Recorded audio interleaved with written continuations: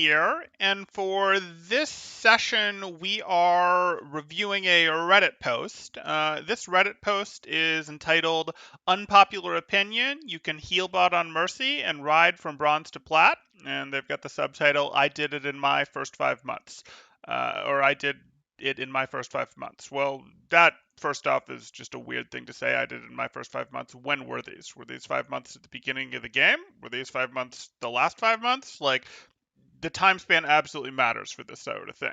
But here's the unpopular opinion, and then we get our first line of, so any how to play Mercy stuff I read is adamant that Mercy is a backup to DPS and focus on damage boosting kind of hero. Yep. I just want to share that in my experience, this is true once you hit about 2750, but not really before.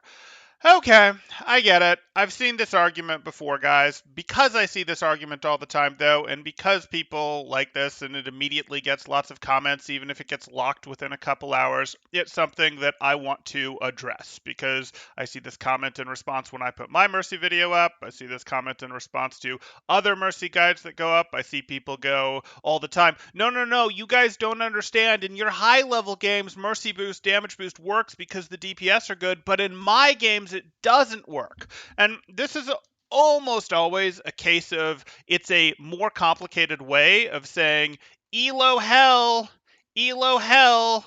It works for you guys, but the game is so different down here, and it doesn't. And like, no, you guys can do this, but it doesn't work because Mercy is such a supportive hero and she has less direct interaction on the game and all that. Okay, we're going to dispel this. I won't claim that we're going to dispel this once and for all because we can't actually dispel it once and for all, but let's put another effort into dispelling this notion. And you're going to get some comments down here that do understand this and do try to dispel this. But this guy's whole thread, as we can see here, is the DPS aren't good enough. 30% of their damage boost isn't going to be enough because the DPS are bad. More often than not, you're not hearing damage ticks when you're boosting them. Okay, so let's tackle this one thing at a time and let's go through our fallacies. First 5 months, depends what 5 months these were. If we get details that these were more recent 5 months, that's more powerful. If you get details that this was done in 5 months at the beginning of the game's lifespan, no one should care. If you get details that this was done a year into the game's lifespan, no one should care, etc. But also, even if you do this, it just means that you're making yourself better at other skills. As we've covered many times in Overwatch, what actually happens is you have a bunch of different skills that you need to get good at. So with Mercy, that could be you need to get good at your movement, you need to get good at your Valk timing, you need to get good at your ability to predict when the other team is going to do stuff, you can build up your ult tracking sense, you need to get good at your ability to peek corners and check where people are. You need to get very fast at jumping between using your staff at different people. I'm not talking about your movement. I'm talking about your flicks and your movement. You need to get good of your judgment of when to heal and when to boost. You need to build that weaving skill of like, hey, I need to go ahead and heal while they're reloading, damage boost while they're fanning, that sort of thing. You need to get good at predicting where people are coming in. I sort of covered that already, but hey, I'm going to switch to heal beam as I see the Doomfist Slam coming in, as I see the pile drive coming in, that sort of thing. So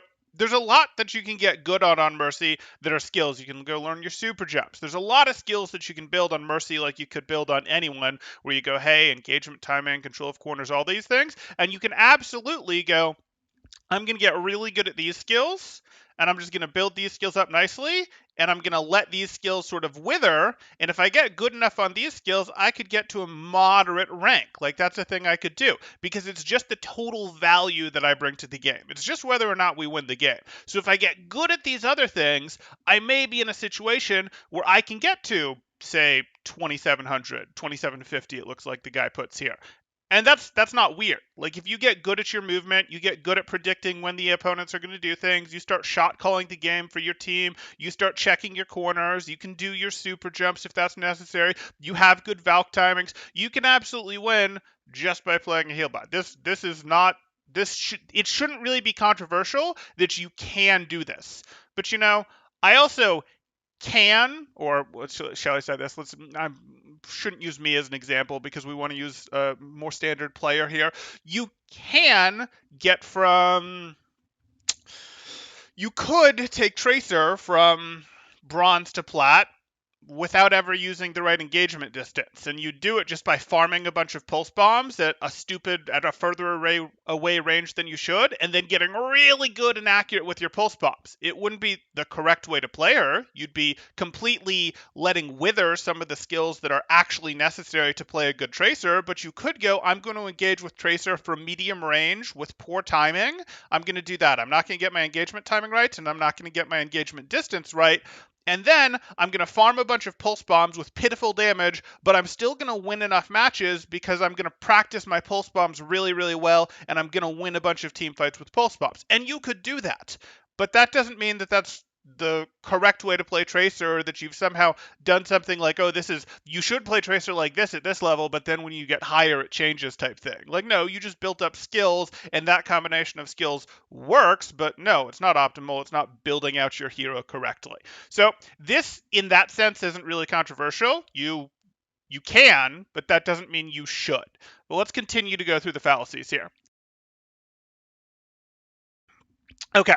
Uh, okay, so Mercy stuff is adamant. Mercy is back up the DPS. Yes, this is adamant. I support this stance that Mercy is primarily for supporting enabling the DPS. That is how her hero is designed. You will see that any content creator, that any good coaching style content creator will back this up. Realth and I just had a discussion, or a bit of a discussion. He sort of presented his thesis on Mercy. I responded to it in the thread, so he did his guide. I responded to it, and he did a good job of coming back and saying why he had the stance he did, and I can respect why he has the stance he does, even if I don't agree with it.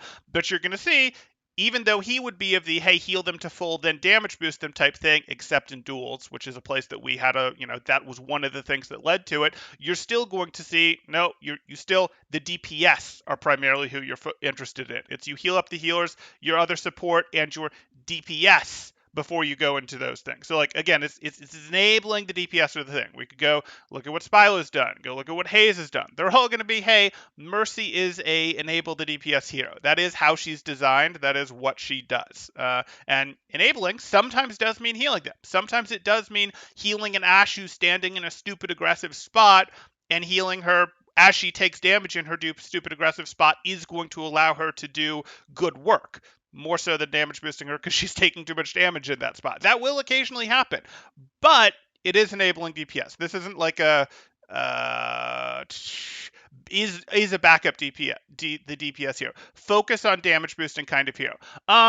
Focus on damage boosting is mostly right. Damage boost is the better piece of her kit than the heal, yes, but we do want to be a little careful about that. We still don't let people get eliminated. And most of this stuff is pretty careful to say, hey, we're going to triage them out of danger. They don't always use my triage terminology, but most of this is pretty good about you don't just stand there and damage boost your Ashe from 200 HP to 0 HP. You damage boost her until she gets low enough that she's in danger that she could get eliminated, and then you try to stabilize her back up to something stable, and then maybe you damage boost her to help her finish the duel more quickly, at which point it's over and you can finish healing her back up, that sort of thing. So that's kind of wrong. This is true once you hit 27.5, but not really before. Again, this is very much going to be the DPS aren't good enough. They don't hit any shots, which actually has to do with the Mercy not reading correctly. And let's address the paragraph because we're about to get into it. Why? Because mostly the DPS aren't good enough to make use of another 30% damage below that level, and the other support probably isn't reliable enough to main healer below that level. You may have noticed that if you pocket DPS with damage boost, more often than not, you're spending a lot of time not hearing any damage ticks while the rest of your team is getting eliminated slowly. I found this to be a poor use of time and really limiting my contributions to the team. Okay, multiple problems here. The DPS aren't good enough to make use of 30% damage below that level. Put another way, in lower level games, your DPS do less damage relative to the healing that supports do. And that's true. because supports like Mercy and Moira and Lucio exist, who don't really have to aim their heals, or BAP, who have more generous aim hitboxes for their heals than, say, a McCree or an Ashe or a Tracer or a Genji have for their damage, because those exist, the amount of time that people can survive in the open, the amount of time that people survive the TTK, as you call it, is effectively higher. People last longer. That is absolutely true. That is lower levels because there are supports that are less aim reliant on getting their sustain out. We're not talking about Anna. We're talking about the support cast in general, though, compared to the damage cast. And there's damage that is more reliable too. Like, it often comes in the form of tanks, like Reinhardt and Winston, where the damage is more reliable. But it can also exist on other heroes. Where, hey, aim is less into it and you can get semi-reliable damage. It would have been old Symmetra would have been an example of this. You could still get this if you play Mei in certain ways. You could still get this if you play Reaper in certain ways, etc. So that's fine. That exists. I'm not denying that there is this situation, but that actually makes you need the damage boost more, because you still need to win team fights. You still need to win team fights. You still need to get them off of second point in 2CP. Like, you still actually have to wipe the other team. And if damage is lower, that makes your damage boost even better, relatively speaking. Like, oh shoot, my team isn't going to do this. Like, heals are better than damage relative. Yes, okay, I understand that. So okay, well, I could heal my team forever, but if we're both healing our team forever and the damage is lower, it's going to take forever for people to get eliminated. So it's actually even more important that I find the not all times, but the correct times. And it might be that in a higher level game, I would get to damage boost 70% of the time. I'm making up the number. You won't get to damage boost 70% of the time. And in a lower level game, I get to damage boost 10% of the time, but I've still got to find that 10% of the time I can to damage boost, because if I don't find the appropriate times to damage boost, if I go full Healbot, it's going to be very hard for us to wipe them off of second point in 2CP, off of third point in hybrid or payload when we're attacking. And that's not really going to work, because we actually want to win some games. So damage being lower just makes it even more important that when you see reliable damage, or when you have windows to damage boost, you hit your damage boost. The other thing that we get into that is important here is the DPS aren't good enough to make use of 30% damage below that level. Like, this is almost always, I already covered, yes, TTK is higher in lower level games because of the difference in how sustain versus damage mechanics work related to aim for the most part in this game. But the other thing that you run into is this is almost always Mercy players not actually understanding positioning.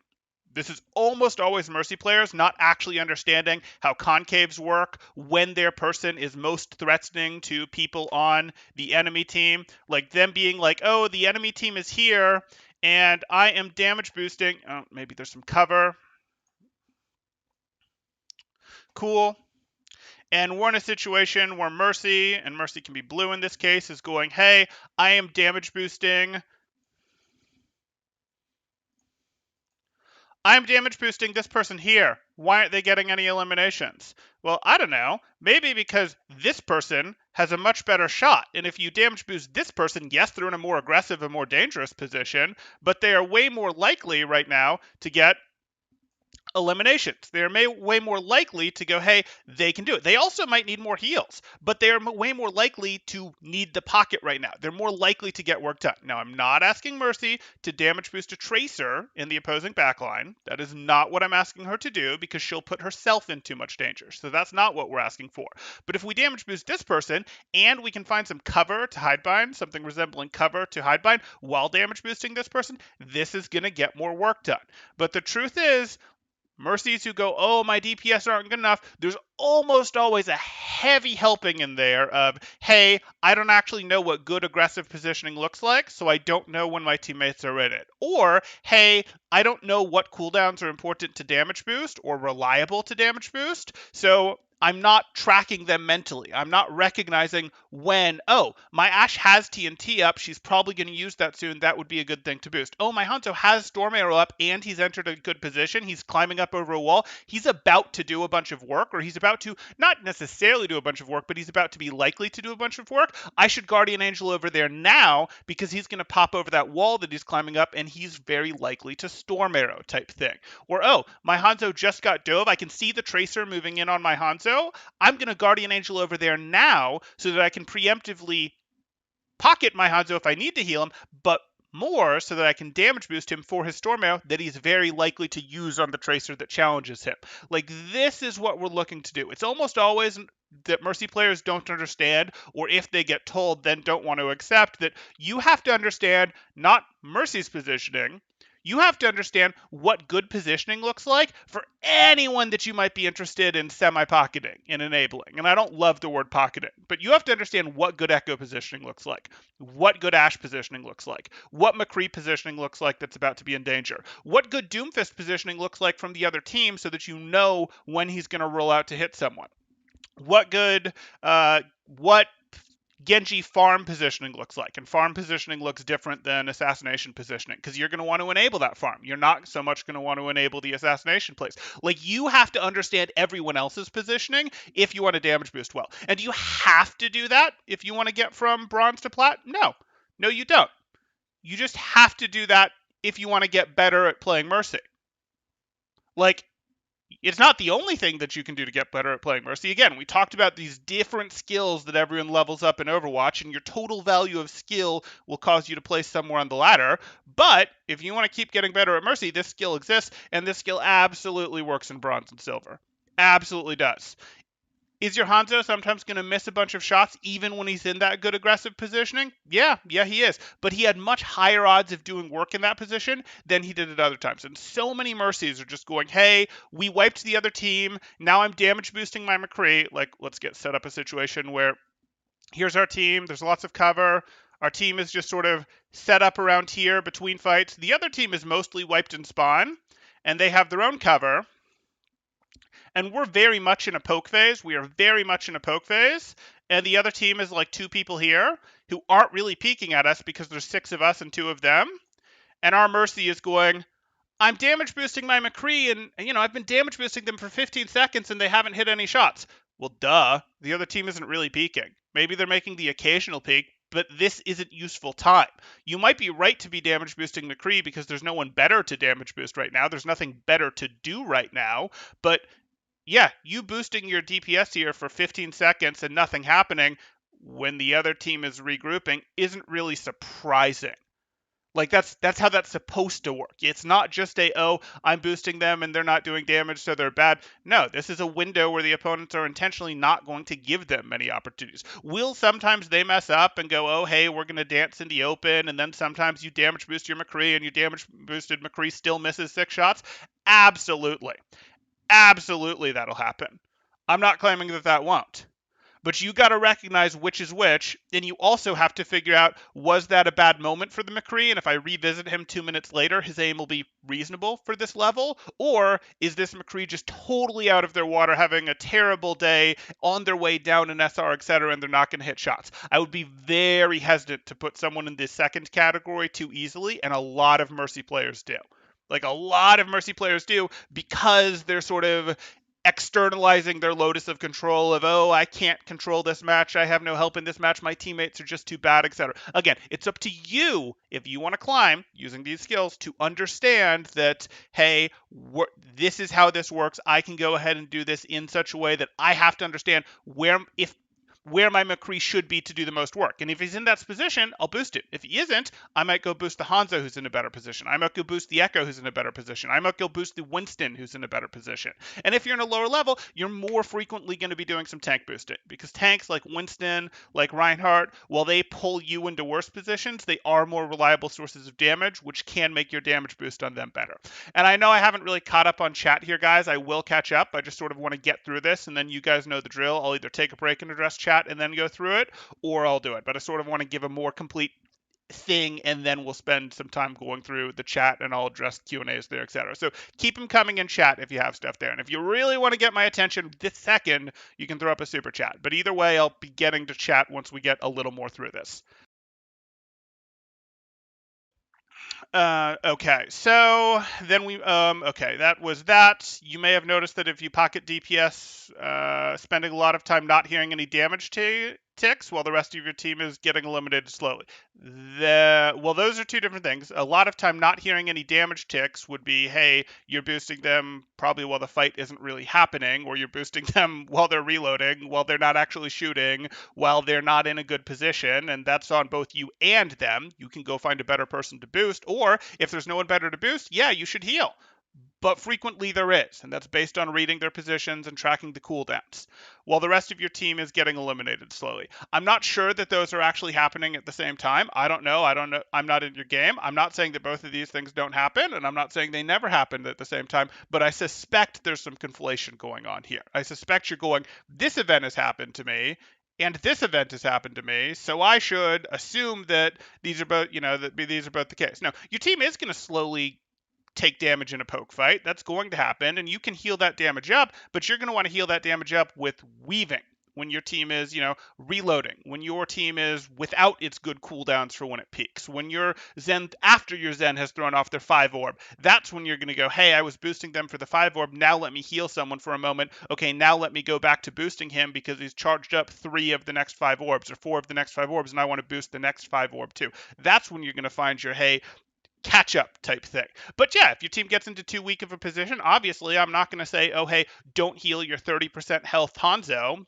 Don't heal him, because no, you're going to have to heal him up to a level where he is at minimal risk of getting one shot. That's not 100%, by the way. It might be 60%, it might be 70, it might be 90. It's rare to be that it'll be 100. If it's discorded, it might be 100, but it's probably not going to peak with the discord. You can get him healed back up to the point at which he can contribute again, because you are correct that boosting 30% of zero isn't going to do anything, but that's because he's not going to peak when he's at 30% life. He'll peak when he's at 70% life. And if he really won't peak at 70% life, that's okay. You can heal him the rest of the way up to full, but he is making a decision to actively hurt the team. And you're going to correct his decision by healing him, but if he wasn't making that decision, you wouldn't.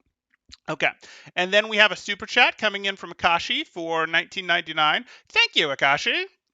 Thank you so much for that super chat. Crunch says champ right there. Yeah, that's awesome. Thank you, Akashi. Okay, so that's sort of addressing that. I found this to be poor use of time and really limiting my contribution to the team. Yeah, it is. If you're damage boosting people and they're not hitting shots, you should address why they aren't hitting shots. And hint, it's very, very unlikely to be because they're bad. It's very unlikely to be that. Yes, there is some level of that, but most people who aren't hitting any shots are either going to sink very quickly, so you won't be playing games with them, in which case you go, or if you are playing at such a low level where really no one can hit shots, you can go damage boost to the more reliable heroes if you have to. And you're still going to have to get damage boost off, because when no one's hitting any shots, you're not getting second and third point caps. Like, reminder, that's how that works. Okay. He deserves it. Thank you, Akashi. Thank you. Okay, so I went from bronze to plat, support, solo queuing into role queue in the span of about 5 months by just being a really good Mercy heal bot. I would like to know when. That's not me saying it's impossible. Not at all. You can absolutely do this. Not a doubt in my mind that you can do this. But I would like to know when, because it helps address the strength of the argument. I took it personally if I didn't get the heal card at the end of the game. Okay, so you fought your other supports for healing, and you robbed people like Anna who go, hey, I hit a big heal with every shot, but I also have a pretty long delay between shots, so I'm stuck fighting my Mercy for heals. That's not amazing. That's not amazing. It was almost always above 30% of the damage taken. Okay. My damage amplified was usually under 1k. That doesn't mean anything. Like, okay. That doesn't mean anything. Throwing out the numbers like this, like how long was the game? How short was the game? Are your games generally 2-round Koth maps? Are they generally snowbally 2CPs? Like this doesn't mean anything. Measuring stats like that isn't super useful. as I would only do it if my team was topped up or those few instances where the other support was really on top of their healing game, usually an above average Ana. How many games did you get into where you don't know if the Ana was really on top of their healing game, or the BAP was really on top of their healing game, or the Moira was really on top of their healing game? Because you were fighting them for ult charge, you were fighting them for max healing from the get-go. So if you're in a situation where you're adjusting to the game, where you're starting sort of with damage boost and adjusting to heals as you realize, wait, we're getting overwhelmed, etc., well, that sort of sounds like triage. But then, like, you're adjusting for the rest of the team fights where you're going, hey, they didn't heal very well this fight, so I'm going to go full Healbot. Well, that sounds to me a lot like the McCree situation I was talking about, where he takes a bit to get warm, his aim's a little bad to start, and then you just write him off for the entire rest of the match so he doesn't get any damage boost when his aim was actually fine the rest of the match. Well, Annas have the same thing happen to them. Baps have the same thing happen to them, where they can be like, oh shoot, and then they take a minute to fall into it, because they actually queued up as flex. They queued up as flex, and last game they were playing Reinhardt, so it took them a minute for their aim to get warm. I'm not saying that they shouldn't warm up their aim before they queue flex like that, but that's a thing that absolutely happens. So I wonder how many games you just wrote off your player. And I also am again seeing this looks like an evolution of, this is not you just heal botting, this is you having some sort of strategy, a strategy that can be improved further, but you having a strategy, it looks like, of, well, first fight maybe I'll do a little bit more damage boosting, but then if people are losing a lot of health, I'm going to swap to heals. That's a strategy, and I'm going to stay that way for the rest of the fight. This is kind of moving against your thesis here. Excuse me. You may ask, why not pick a higher volume healer to Healbot? I might. I suspect I know where you're going to go. To which I would answer that Mercy's mobility is kind of overpowered when the enemy DPS isn't superb. Yeah, you're effectively dipping into Mercy does do a pretty good job, and that when the opponents aren't particularly good aimers, her mobility, her survivability, while perhaps not as good as a Moira's, becomes effectively as good as a Moira's based on weaker levels of aim, and also based on those weaker levels of aim, you can run into situations where her healing is enough. So yeah, I can see how that works. That's not amazing to me in any way, but you could have done the same thing with the Moira, except, because you need to do less healing, you'd have also gotten more damage in, which, oh, wait, that's kind of like getting more damage boosted, which would be better. I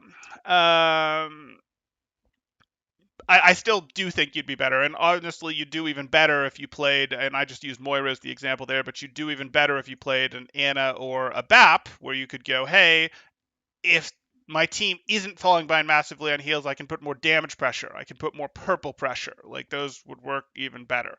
And you're also almost certainly fighting with another main healer for ult charge here. Like, if you're playing Mercy and you're not damage boosting, and you're almost certainly playing with a BAP, an Ana, or a Moira, because usually that's what you see. You don't frequently see Mercy Lucio, Mercy Zen in bronze to gold at least games. Teams will complain if they get those setups, and then they'll play worse in tilt. Sometimes you just say, hey, you don't care, but whatever. But you're probably playing Mercy with these other big healers, and these other big healers, you're sort of forcing these big healers to lean into the damage part of their kit by healing this much, and I hope they are. Like, I hope they are. I'm not convinced that they are. I suspect you're fighting each other for heals, but like, this is the sort of thing where it's like, hey, my BAP can weave naturally. It would sure make more sense for me to just damage boost. I can heal some, but it would sure make more sense to damage boost. My Ana is going to have to play against her kit, because while she gets her good offense, she can get some offensive shots, and she gets good offensive ability out of her abilities. Her offensive abilities are the pinnacle of her offensive contribution, and the shots are sort of fill-in, and you're going to force her to do more damage shots, more fill-in, etc., while you're healing really less efficiently than she would. I mean, you can heal smaller amounts more efficiently than she would, but you're really making these people play against their kit, which isn't amazing. At lower levels, your team is more likely to spread out, and if you were using Guardian Angel almost off cooldown. Ugh, yuck. Please don't use Guardian Angel almost off cooldown. Every time you use Guardian Angel, you create a vulnerability window. That doesn't mean that you can't use it a lot, but it shouldn't just be like I Guardian Angel, I Guardian Angel, I Guardian Angel, I Guardian Angel, because every time you Guardian Angel, you now can't Guardian Angel. There is an opportunity cost. It's a small one, but there is an opportunity cost. You Guardian Angel when there's a reason to get somewhere, or when someone is about to show up where you are, to make them then either use another cooldown to pursue you, or they use their cooldown to get to where you are and now they're not there. You don't want to just constantly Guardian Angel for no good purpose, because people will jump at where you're Guardian Angeling to, and then you'll get punished. Like decent Tracers and Winstons, and you don't have to go as high as Plat to find decent Tracers and Winstons that will punish you for that. So that would be a skill that you haven't developed properly here, at least based on what's being written.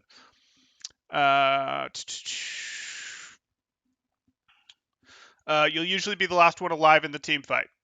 But I don't want to be the last person alive in the team fight. I want to win the team fight. And I win the team fight by damage boosting my team so that the last people alive in the team fight are me and 3 of my teammates and none of the opponents. Because I don't want to, like, I don't measure whether I won or not by, oh, my whole team got eliminated before me. Uh, well, no, I actually wanted to win the team fight. And again, it sounds like your healing wasn't enough to keep them up through the team fight. Now, I'm taking an unfair shot here. I know you're going to lose some team fights, but that's how that works.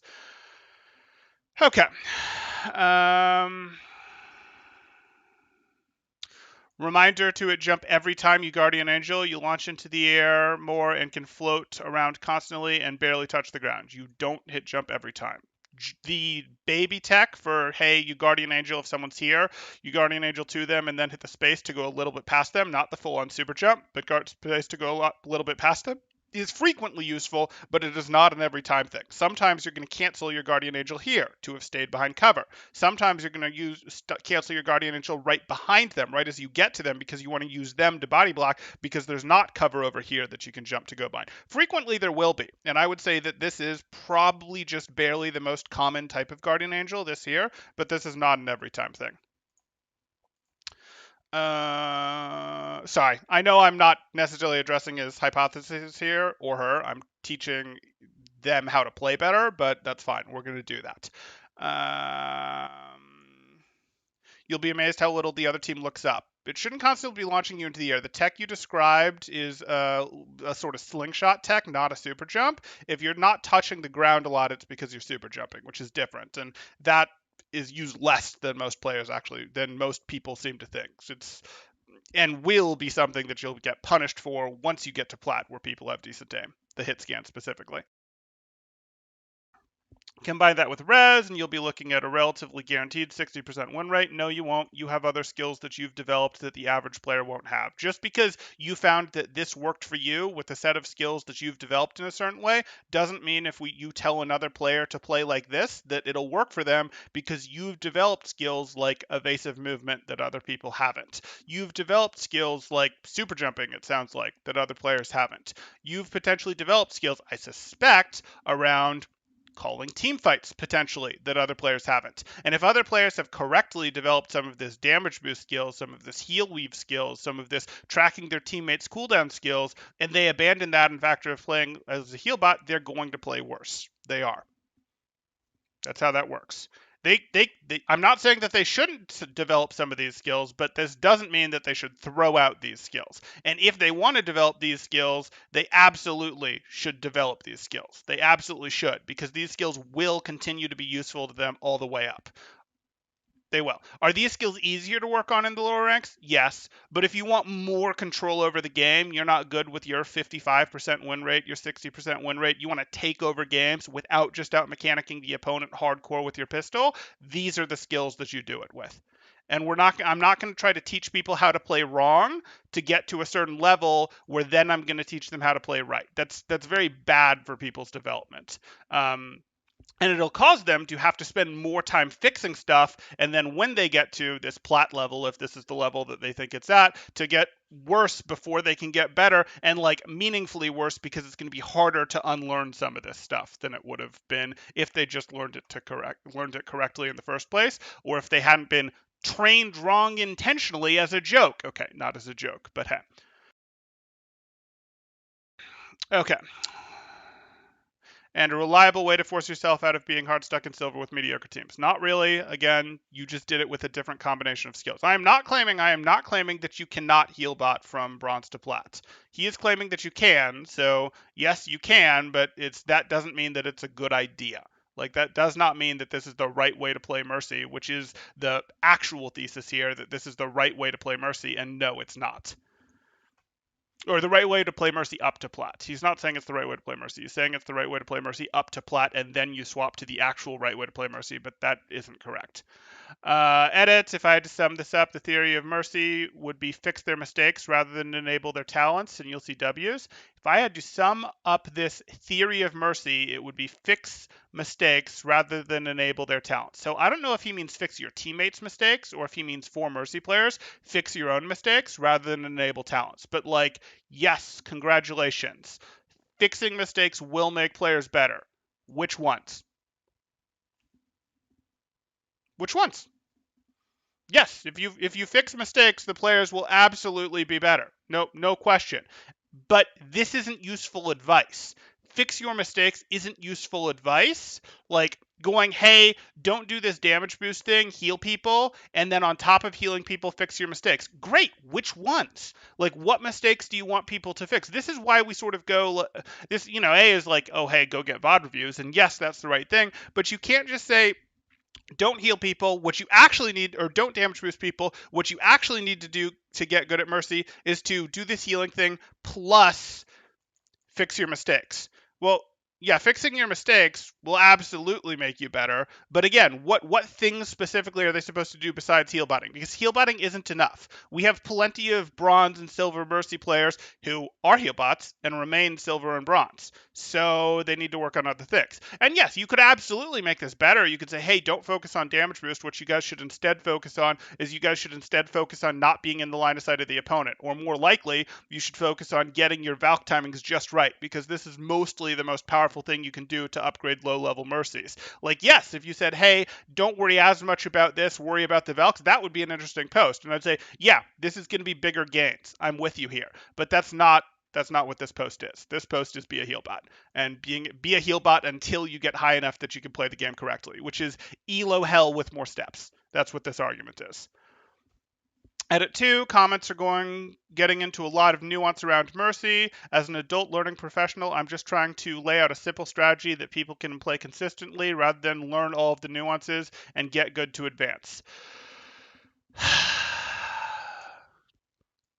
You can't say fix their mistakes here, which is way too generic and not useful, and then say simple strategy, employ consistently, learn all of the nuances of Mercy. And you also don't understand that, again, why this worked for you is because you've built up other skills with Mercy. We have all seen, reviewed on this channel and elsewhere, silver Mercies, bronze Mercies that are just heal botting, and they haven't magicked their way into Plat where they're allowed to play the game correctly. There are things that you have to do beyond just healing. Now, you can make that thing that you work on damage boosting. It's not the most efficient thing to work on, and I've never claimed that it is. I've never claimed that it's the single most efficient thing to work on, but it is useful. Like I said, that would be more in the realm of Valk timing. That would be more in the realm of surviving by not being in the sightline of the enemy. But you will get pretty good gains out of boosting some basic stuffs, like hog hooks, like McCree's after they've flashed, like Hanzo's using storm arrows, like Ashes when they have TNTs. You will get some out of that, but this is absolutely something you can level with. This does not fit well with the previous edit above it. Okay.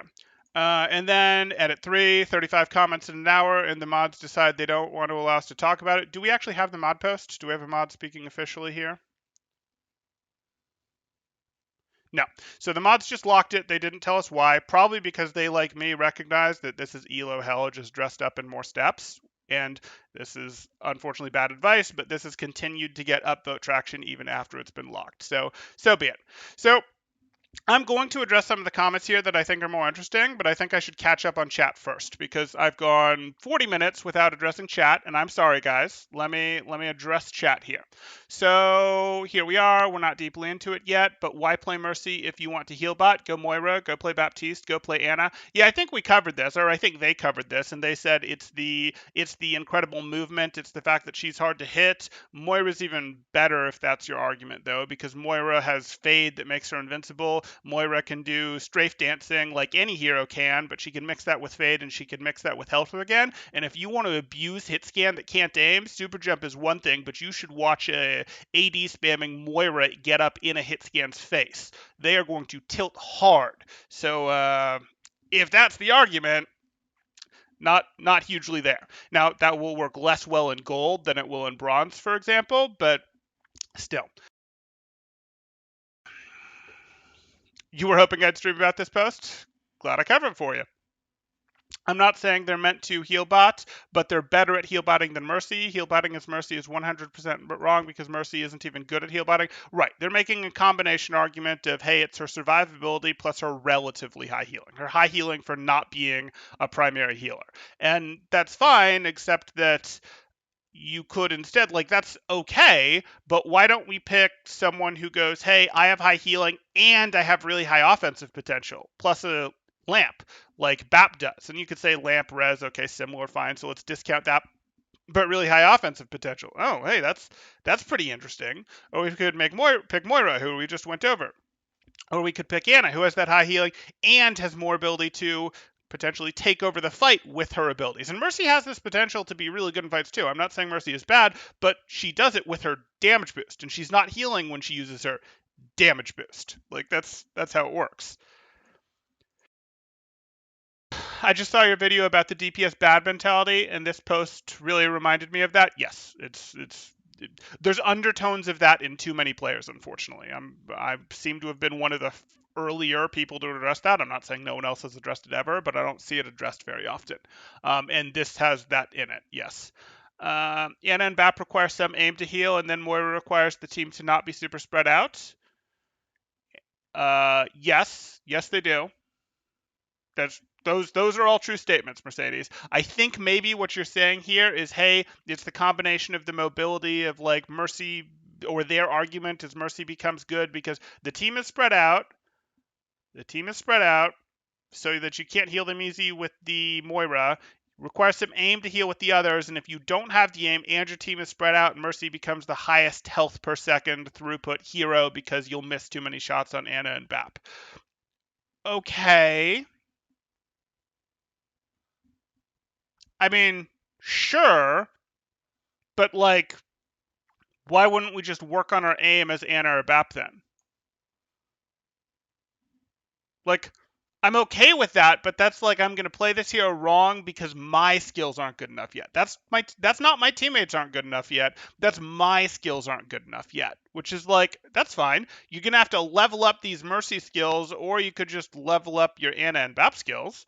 Like, I've got no issue with that. So I see what you're saying, but I don't think that's a strong reason to play Mercy. I'm not like completely dismissing that because I see where you're coming from, but again, play the hero that can do the thing well if you're trying to do the thing, unless it resets ult charges, breaks your comp, etc.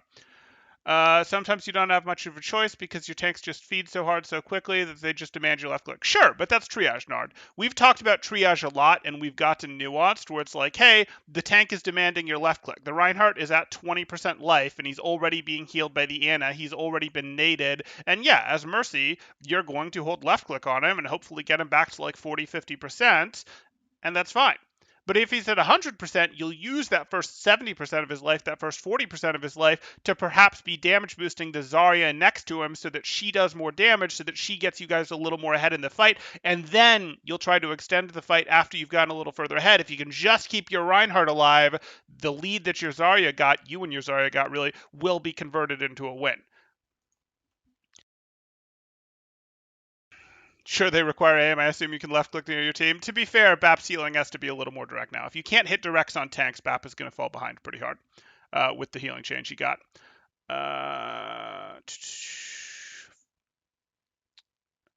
More requires your team to not be spread for maximum effective. Yes. For beating Mercy heals, no. That's a fair point. Back when I was learning Anna, I couldn't even get 7k healing per 10 when I was trying to. Even now, I hard heal bot. I usually can't average 10 per 10. Okay. But I suspect that's in part because you're getting some offensive shots in. You're getting some offensive nades in. You're probably getting a sleep dart or two in here and there. Like, you're doing things that are contributing to the match in the other way. If you went hard, just tried to heal on Ana and just healed and used your nades purely defensively to heal teammates, and the only time you fought people was when they jumped on you, um, it's even hard to say that you get that. Like, you definitely could be getting 10, 14K per 10, I suspect, pretty easily in Mercedes. I don't know that, though it does in part depend on how much damage are the teammates doing. And also, as you get higher, you're going to find that if you don't put offensive shots out on Genjis, on Tracers, on Winstons, that they come bother you more quickly. So it can sort of limit your healing by not doing it. So it's a little tough to go in there, but you can get 10K per 10 on Ana. Like, you're just refusing to drop offensive nades from your kit, and you're correct to not drop offensive nades from your kit. But if you just used them on multi heals, tanks, things like that, you could absolutely be getting 12, 14K. I bet. Unless you're getting jumps too often, or unless the enemy team just isn't doing enough damage and you're winning too hard. And it's a different story for AIM compared to Bap and Moira. Agreed.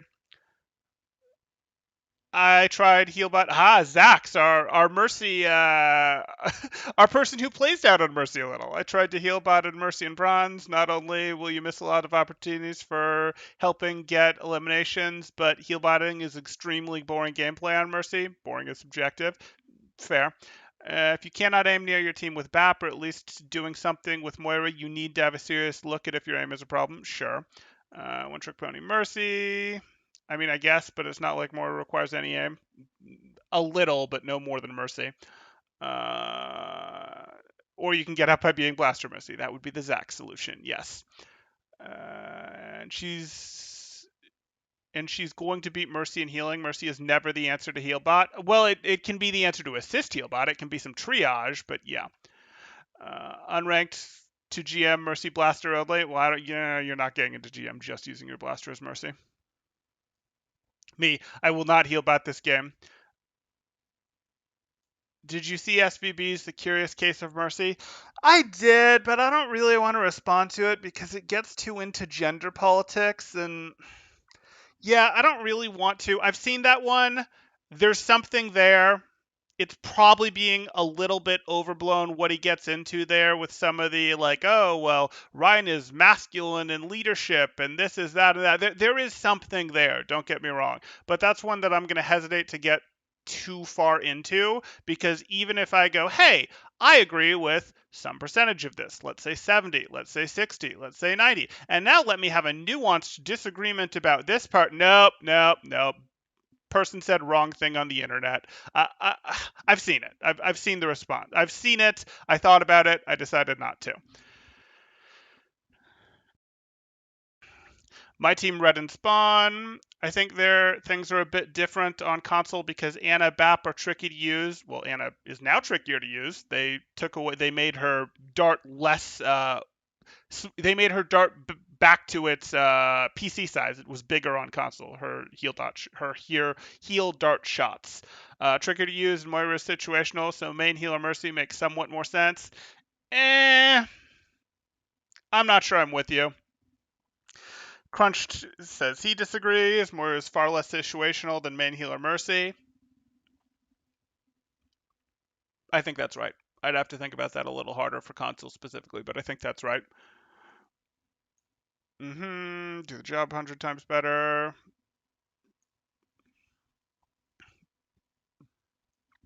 Main healer Mercy with a spread out chaotic team is the most fun Mercy.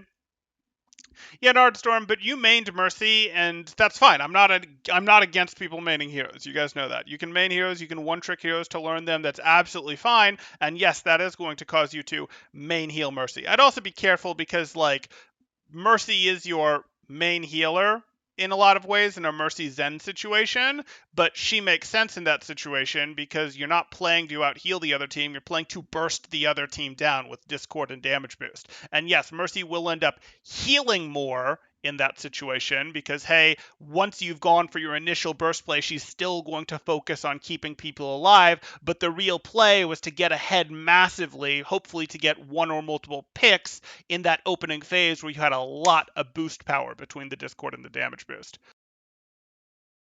Shield damage doesn't do the audio clicks. That is true.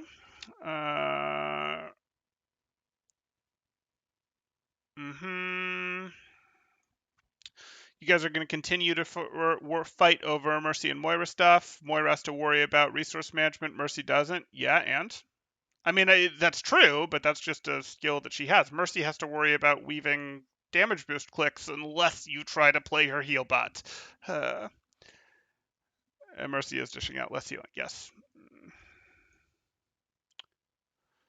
I don't like main healer Mercy at all, but it's worse on PC than console. I could see that, yes. Okay, so from Kono Dioda, this question is off topic, but how would you deal with Pharmacy as Genji? Should I swap Titscan? As Genji? You can get the jump on her and surprise her and finish her off if you see she's already been challenged. You can also go, hey, the get fight just isn't really happening. Both teams are just sort of poking at each other from cover, so I'm going to farm Blade, and my ult is better than hers, and we're going to try to win on my Blade fights, and we're not going to take real fights in the open where she can get much done until I have my Blade. Or you could swap to hit scan and fighter, or you could swap to something for a harder, faster fight, which isn't really Genji. You could go like Genji Tracer and just be like, we're not going to let her do damage, we're not going to let her do damage, we're going to do stage as safely as possible, we're going to sneak up, and then we're going to hard dive, and we're going to win the fight quickly. So as Genji, you're either going to go, I'm going to win the fight really quickly when my team's ready, with a hard dive, or I'm going to, farm because I don't care if we farm each other. Her getting ult charge is meaningless, and then I'm going to go win with Blade, and then things like that. And then you'll find some sneak plays where, hey, you're winning the fight quickly. She tries to come in to get eliminations, and you can jump her and take her apart, etc. But yeah, the easier solution really is to swap. It's really pretty hard to run out of resources as Moira in low levels. Bad at grass targets are abundant. That's true. And also, most people way hold down her left click too hard in way too many situations. Like, you can hold down left click when your Reinhardt is hard swinging into a group of enemies. But that's not a situation that lasts very long because you win the fight very quickly most of the time when he's doing that. Most people are way too heavy with the left click. You could always Healbot with your orbs. Valk is a fantastic 2 CP ult for that exact reason. It ensures you actually secure eliminations and stop staggers. Yeah, Valk is fantastic. Valk is where the real power is in her kit. Not the real power, but Valk is where a lot of the power in her kit is. And while I'm not going to claim that it's EMP, it's good for exactly that. And the real thing about what makes Valk so good is you go, hey, I Valk early into the fight when my team mostly has health, and because my team mostly has health, I can chain a Valk to multiple people, and I can greedily damage boost for the beginning of the Valk. And now 5 of my teammates are getting 30% extra damage. And I might have to flick back to heal a couple times throughout the Valk, but if I can create a situation where I go like this for the first part of my Valk, and then someone gets weak enough that I go, oh, let me heal for a little bit, and then I'm able to go, hey, let me damage boost some more, and then, oh, hey, I'm going to have to stabilize a little bit more, and then we've probably won the fight by now. If I get to do this much damage boost in a Valk and it was a well-timed Valk, we've probably won the fight by now. But if not, hey, I'll finish up with a little bit more here, and then maybe I just get a little bit of pinch of heal to make sure I don't lose someone, because I don't want to actually lose them and not be able to heal them when the Valk is over. Finish off with some damage boost, and then now that the Valk is over, let me heal up everyone that's missing health because we've already won the fight and I'd like the ult charge. Like, if you can make your Valks generally look like this in terms of what you're doing during the time of them, you're going to be very happy. It doesn't have to look exactly like this, but this is more what you're looking for with the Valk. These are the more powerful Valks, and what do you know? It's pretty blue heavy, and it should start with a fair amount of blue. Should not start with yellow. If it starts with yellow, if you try to Valk starting with yellow, this is usually what it ends up in. Oh, I'm trying to get back into it. Okay, I finally got back into the Valk, or I finally got back into the thing. I finally got my team back into it if we didn't already just lose. Now I'm going to get to damage boost a bit. Darn it. We're behind again. I'm going to have to heal some more. Okay, I think I can get a little more damage boost in. Oh no, we haven't won yet. I'm gonna have to heal some more. Okay, fine. I'll finish with this little bit of damage boost, and I'll grab the healing that's necessary after my Valk is over, so it gets ult charge. This is not what we want. This is not what we want. And if you try to Valk reactively, this is what you'll get. Okay. Heart accuracy stats very similar between all ranks. People's movement gets better. People's use of cover gets better. Yeah, and telling people, hey, your accuracy needs to be this is also almost always worthless because if you tell people what their accuracy needs to be, they just stop taking hard shots. If you have high accuracy, I'd say that's you're not taking enough shots or aimbotting, sort of. Top 5% damage boost is actually pretty low, at least according to Overbup. Top 1% is where it's at. The margins are always going to be wild. Like if you look at Pareto principle and such, you're always going to see that it's at the margins where this sort of stuff happens. It's as you get out of the standard deviations where you really see it is, and it's the same reason that the pro players are a lot better than the average GM. Than the average GM, not better than the average 4600 player. Uh-huh.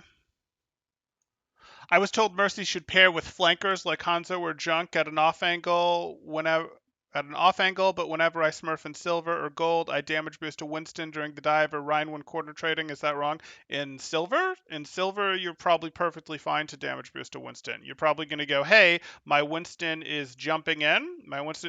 That's not what I wanted. My Winston is jumping in like this. I'm going to Guardian Angel to him when he is, say, at this point in his jump, and then I'm going to slow fall. And then as my Winston continues down and lands on his opponent and starts zapping them, I'm going to be damage boosting him from here. Wrong color. I'm going to be damage boosting him from here as I slow fall, or preferably on some piece of high ground that I was able to work my way over to, deposit myself over, etc. Or I'm going to work my way left or right as I'm slow falling to get behind cover where I can still damage boost him as he's doing work. Yes, those are a good target. Once you get up to gold, I would suggest that your DPS actually do have good enough aim.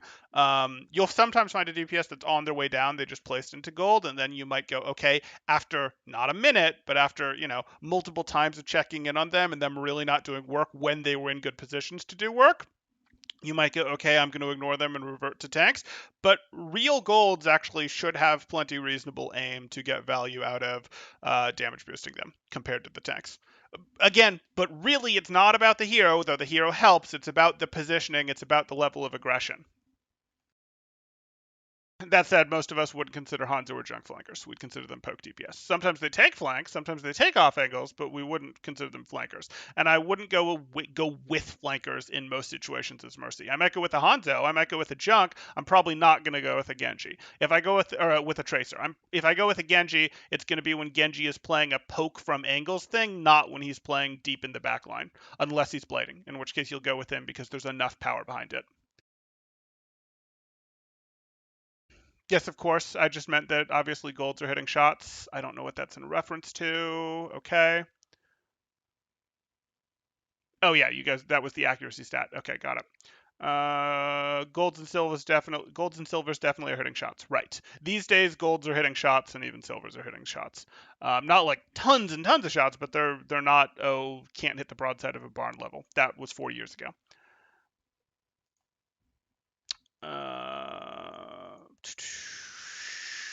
Skill goes up as people get better. Yep. GM, so many heroes that don't need aim and such. Yep. Damage boost the sim in bronze, melt shields, easy win. Yeah, there you go. There you go.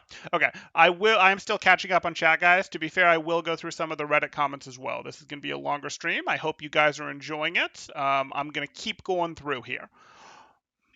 This is going to be a bit reductive, but getting out of bronze, silver, and maybe even gold as a support requires little positive contribution. You just have to stop feeding. No, it's too reductive. So, like, I hate that you have to outvalue the other team argument, but there's some truth to it. So, let's read this. Kyle JRM says this is going to sound a bit reductive, but getting out of bronze, silver, and maybe even gold as support requires little positive contribution. You just have to stop feeding. I mean, getting out of masters just requires you to make less mistakes than Masters players make. It's kind of the same argument. It's true, but it's kind of the same argument. So I don't really like it, because what we actually need to do to get this Masters players out of Masters is, actually upgrade them, actually make their skills better, these types of things. Teach them when they want to force fights, when they don't, when they want to take risks, when they want to don't. Like, I understand the argument of getting out of bronze, silver, and maybe even gold requires little positive contribution. You just have to stop feeding. I don't even think that's true anymore. Like, again, 4 years ago, sure, but no, you're not as a Healbot Moira, for example, or a Healbot Mercy, either one of them, who, and in Moira's case, who doesn't use her ult well. You're not going to get out of you're not going to get out of gold as a Healbot Moira who doesn't get good value out of her ult. Unless you go do a bunch of other aggressive things that tilt the other team, hurt the other team, eliminate flankers, things like that. And those would be positive contributions. And Mercy, same thing. If you don't use Valk well, and you don't damage boost anything, and you don't shot call for the team, unless you're just duoing with someone who is a very reliable damage boost, etc. No, same thing. You're not going to be making it out of gold just by reducing the number of times you get eliminated, which is what your argument requires you to stop feeding. Yeah, that's not true. Maybe for silver, definitely not for gold. I found that Mercy makes me much more impatient and pessimistic than other heroes. Maybe that's just a me thing, but other people also might have that. Well, Mercy is tough because she has less direct. Almost all of her contribution is through other people. It's not like Moira, where once she has her ult, she goes and coalescences, and she can enable a tank, but she can win team fights by going, I will get one elimination with my coalescence. Maybe I'll get 2 eliminations with my coalescence, but I'll get 1 elimination with my coalescence, and then I'll pocket my tanks to enable them to get their ults. Like, you go, hey, I'm going to win some fights with this, or I'm going to force disproportionate responses with this. Like, and just using her as an example, like, Mercy has to much more directly act through people. Mercy only has the help the other person option. Even Valk is help the other people option. Like, you have those frustrating Valks where you even Valk at the right time, and your team doesn't take the last 2 seconds of space that they needed to take. They don't get aggressive with their angles for that last little bit, and it just fizzles out and doesn't do anything. Like, you get those, so yeah, I can see why that would lead a Mercy player to be more pessimistic and impatient, because they can't control the game as directly unless they play like Zax does, but we're not advocating people play like Zax does. Can you ask questions that are not on the topic of Mercy? Sure.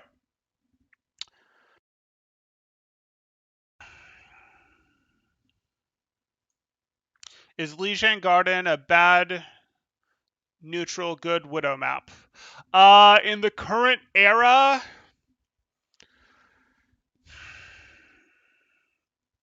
probably a neutral Widow map, maybe a little worse than neutral. The other Lijiang maps are definitely bad for Widow. Widow has enough work that she can do from the garden side that it's got some value, and it's still common enough to see Widows and Echoes come out on that map that you're sometimes just going to blind punish them, where they blind walk out into a Widow because you came out of spawn on a Widow, they came out on those. And she has some space to work on the garden. So I'd call it neutral leaning worse right now. And then we've caught up to our super chat once again. Thank you, Akashi, for the 1999 heart message. Champ right there. That super chat was like 20 sausage rolls. He deserves it. Fair. He reviewed my game 2 months ago for free and helped me out this time. Hey, no problem. No problem. Okay, Brian H. says, at Temporal, I did a Mercy Bronze to Masters out of boredom once. I find the general rule is to damage boost whoever interacts with the enemy more below Plat, usually tanks. There you go. You have a strategy, and that's a reasonable strategy. I suspect by the time that you got to Plat, or you said below Plat. So yeah, that doesn't look wild to me. I suspect in gold you could start working in more paying attention when your DPS have positionings, but I'm not surprised that you didn't have to correct to DPS positionings and paying attention to it instead until Plat. I suspect you could have gone through gold faster if you'd started paying a little more attention to when they had their shenanigans together in terms of angles, cooldowns, etc. But I'm not surprised that that works for you.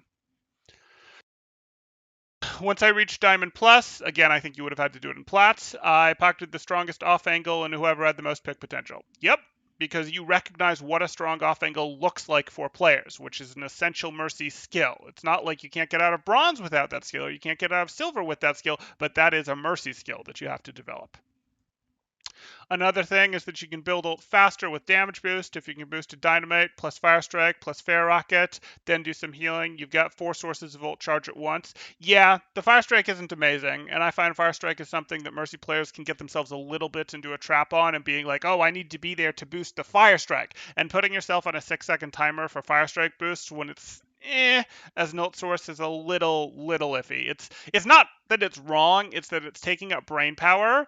I find people try to work it into their rotation of important things to damage boost too early when that brain power would be better served on other things. Fair rockets, stickies, storm arrows, flashes, hooks. Those things are all much more interesting. A more aggressively positioned Ashe, even if she doesn't have cooldowns, McCree, even if he doesn't have cooldowns, are all going to be more interesting than Fire Strikes to me.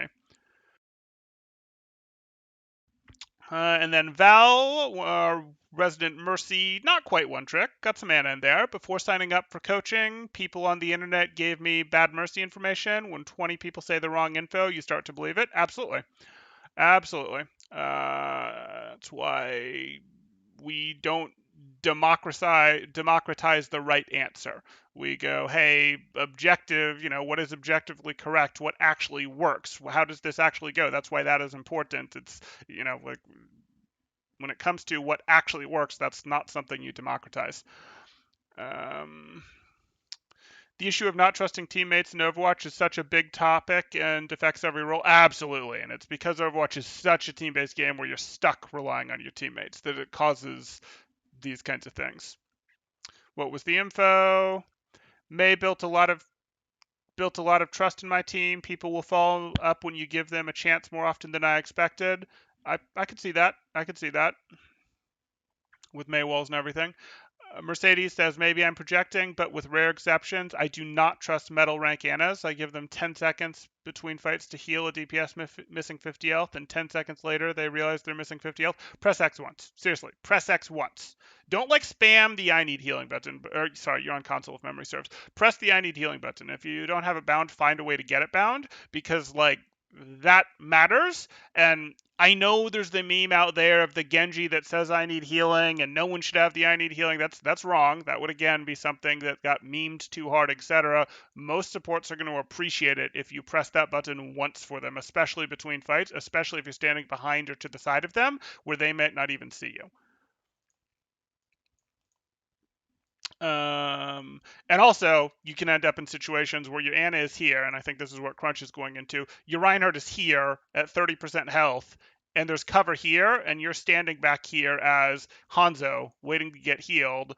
And even if you press the I need healing button, the Ana's not going to heal you because they're much more worried about keeping this 30% health Reinhardt alive. You can either wait until this situation gets better, or you can go get a health pack and then contribute because they will run into situations where they just can't. But yeah, the situations matter. I think that's what Crunch is getting into. Stupid rate, almost requires someone else to do the S because the Rhine is determined to get eliminated. Yep, at Crunch, they told me 10k heals and 1k damage boost. Farm Balk and spend it fast. Do 4 res per minute. Playing the stats? Yeah, don't play the stats.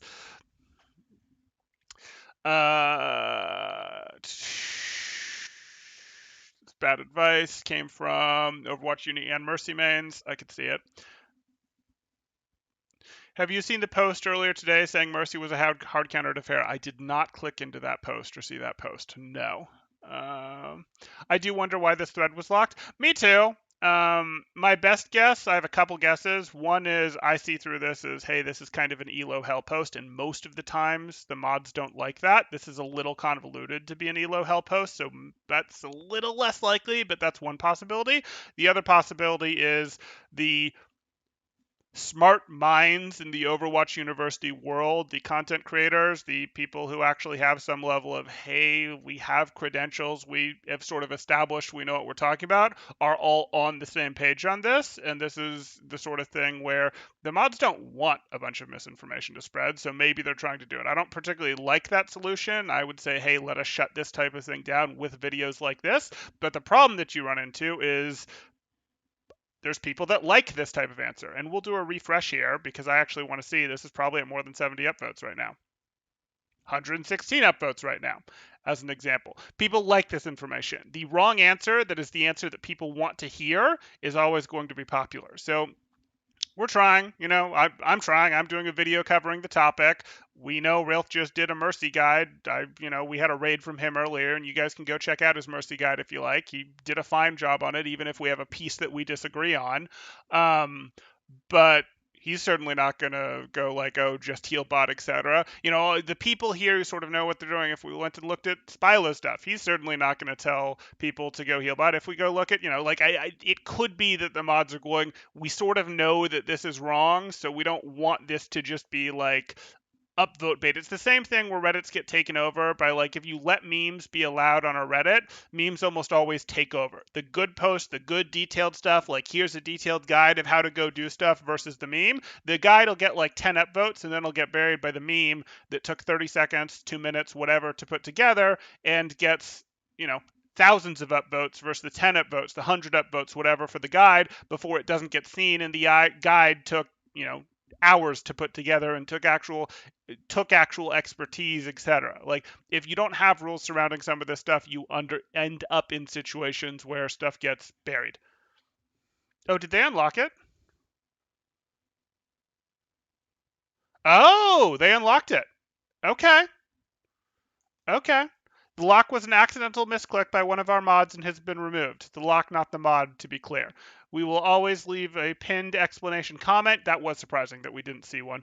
When we remove or lock a post, intentionally that is, do mod mail us if you have concerns in the future. This makes it clear that we see us. Okay, then let's go like this. No, because I'll have to edit the message too hard. I'll go write up a message and post this here.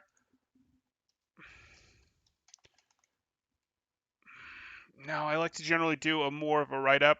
No, I'm not going to do more of a write-up. I'm just going to do this here.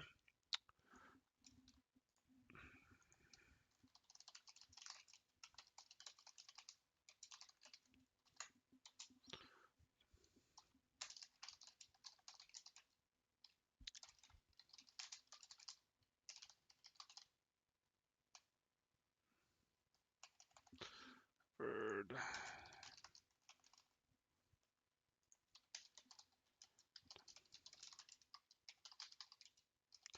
That might be too much. They might not like that. I'm going to comment that, but we're late to this party, so this might need some traction for people to see it if they're interested. Usually I try to catch these early, and now we're 4 hours into it. Admittedly, some of that was lock time. So if people wanted to go upvote this for visibility, I wouldn't complain. I'm not saying go upvote it for visibility because that might be against Reddit's rules, but if people want to, I certainly can't stop them. And the link to the thread, because we're talking about the thread, is in the description of the video.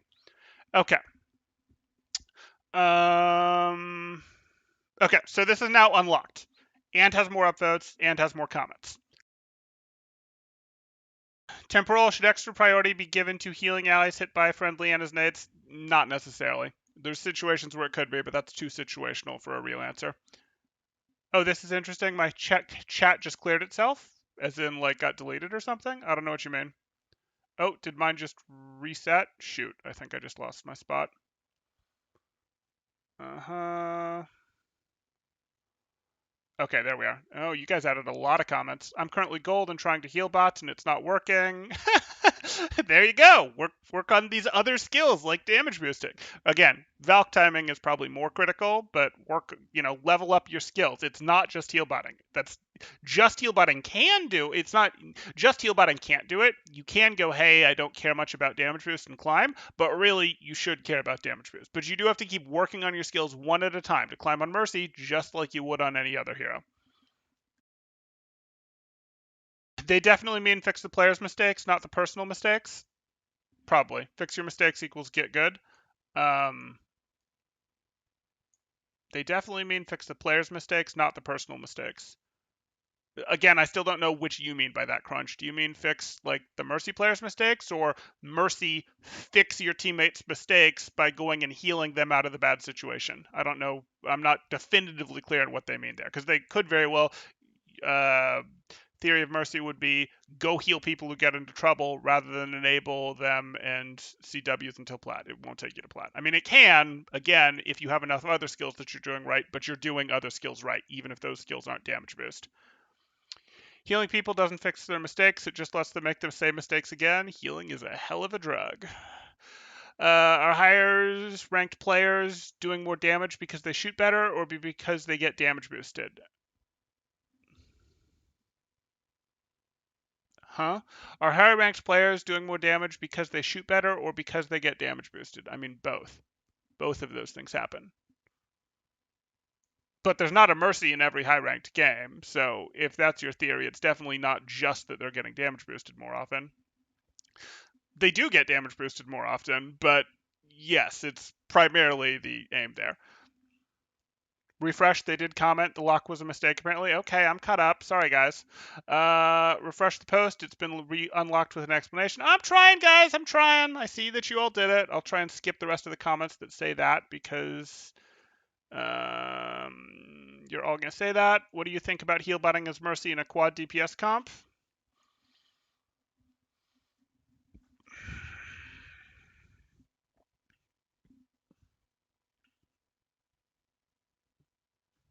I don't care. Like, I can think about it, but in my mind, the real situation for a quad DPS comp, A, doesn't exist anymore because of role lock, but B, even without role lock, the real situation for it is when the opponents go super heavy on tanks and healers, for example, like goats, and you need to break that down. You need to break down an incredible amount of sustain, and in those situations, you shouldn't have to heal very much. Your team's not taking a ton of damage. That's kind of the point of quad DPS. Spread out, take a stupid number of angles. Mercy can support those well because Mercy's good at supporting angles, much better than, say, Moira. And then you get to damage boost your Pharah, your Echo, your Ashe, your Hanzo, your Soldier that are just pounding the other team. Like, but you mostly get to support them with damage. Sure, you can heal them up. There's very little reason not to heal them up, but mostly you're trying to wear down that team as quickly as possible. So I still wouldn't view that as Healbotting, no. Mercy gets most of her value from the damage boost. I'd rather level up Anna or Bap than Healbot Mercy unless I have absolutely no aim. Yeah, yeah.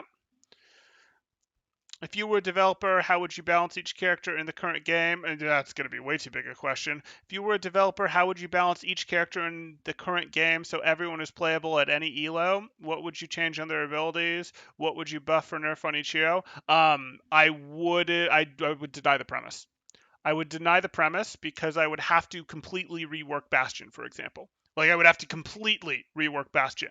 And it's okay with me if there are heroes that function. I don't want it to be like wildly different games, but it is okay with me if there is a hero like Bastion where he's going to be better in lower ranks than he is in higher ranks. It's okay with me if there are some iterations of Reaper where some iterations of Reaper have been better in lower ranks than higher ranks. It's okay with me if there's heroes like Tracer, where Tracer's win rates mostly aren't good until Masters or GM, but she's still okay, not great, in some of the lower ranks. Like, that's okay with me.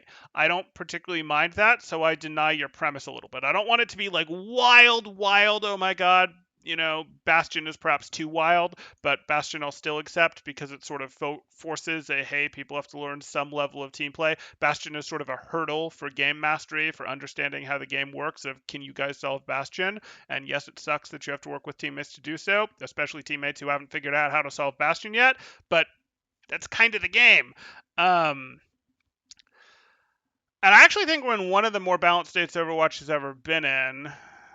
Like we had multiple metas fighting for which was actually meta between Brawl and Double Bubble and the Zen ball thing. Like we had all of those sort of fighting it out, and then even the meta before that was a hybrid meta, but it was a hybrid meta that had to be a balance between two different play styles. And we've had a couple hybrid metas. I think the game is in a pretty good spot from a balance standpoint. I think the hit scan nerf is overall good. I'm actually pretty happy right now. I mean, there's heroes that definitely need, one of my bigger complaints would have been that hit scan are quite a bit better than flex DPS, and that potentially needs to be addressed. Um, I'm okay. Overwatch 2 concerns me a little with the solo tank thing, and we haven't figured out what we're doing. But if I were to, as a developer, balance each character in the current game so everyone is playable at any elo, that's not really going to work in a game that's as team-based as Overwatch is, because the ability to go, hey, Genji, for example, is a hero that functions better in an environment where people can hit coordinated dives, then, well, that's going to be better in a higher level game. And I can't give everyone an equivalent to that without making all my heroes the same. Where if you press A, you do 1 damage, and if you press B, you block 1 damage, and every hero does exactly this. Because your games really get really simple. If you insist on perfect balance, like perfect balance, you end up in situations where every hero becomes the same as every other hero. And you could make Genji go like, okay, well, how does Genji set up in such a way that they work well in the more solo stuff and this? Well, you make them more like Tracer, because Tracer can function outside of a coordinated dive environment a little better. And oh, wait, now we have 2 Tracers. We don't need that. I'm not temporal, but I don't think that's possible if I'm honest. Overwatch things like game sense and positioning can mean simply bad heroes can be really strong, such as Bastion. Yeah, went to same place. What do you think about the opposite of healbotting, but full-on redditing on Lucio? Crunch says gender politics is a minefield, not worth trying to touch unless you're a qualified mine disposal expert. Right, right. I personally find support to be so much easier than other roles, but that's a you thing. I wish more support players were DPS and tank players. That's fine. That's fine. Like, that's a you thing, though. Different people have different skills. Different people intuit how different roles work differently. Your natural support skill might be up here, while your natural tank skill is here and DPS skill is here. And that's fine, because you just intuited how to do things that a support needs to do better than what some of these other guys do. But someone else is going to have intuited, they just naturally had better aim, or they just naturally understand engagement timing or corners better. So their DPS is up here, the tank is down here, and their supports are down here. Because their supports are more about paying attention to the whole thing, whereas the corners, the angles are more about the DPS. The engagement timing is more about the DPS and the tanks. All that. WTF, bro? I don't know. I don't know what you're referring to. Why do females always play Mercy? Oh, that's what you're covering. I think you're probably memeing a little bit then. At Crunch, but can't you argue that all heroes and roles require game sense? Sure, but they're a little different. I mean, I think I just went over that with like supports are thinking a little more big picture, but frequently don't have to pay as much attention to engagement timings. They do with some of their ults, but overall they don't have to pay as much attention to engagement timings as, say, tanks or flankers or even poke DPS have to. Couldn't you, on the flip side, DPS are usually less aware of the rest of their team's health than a support is. And no, that's not just the wall hack health stuff that supports get. Couldn't you also go after the other support because Mercy wants to stay on Pharah? Yeah, that's an option. Every hero is going to require game sense and positioning to be good, but people's game sense can be worse for dealing with certain heroes. Exactly. Uh-huh. I agree, because teams at low ranks don't take angles and have rotations. Oh, let's do a quick look there. Cool, that's fine. Okay. I'm just making sure we're still good. Good. Don't take angles. GM Bastion main is very frustrating to play against. Absolutely. No, absolutely. There's ways to play him differently. Very good game sense as well as mechanics. Those are two general of concepts, game sense and mechanics. We have to get more specific. But yes, you do have to, as a Bastion, for example, in GM, predict, okay, when is it time for me to move? When are they going to have set up to deal with my old position? But I don't want to constantly be flanking, even though I want to a lot, because once they start checking their corners too hard, if they do catch me out in a weird spot, that's a lost fight for my team, unless I can answer it with tank or something like that. So yeah. Right, for the topic of balance between elos. I'm going to skip some of the Bastion stuff.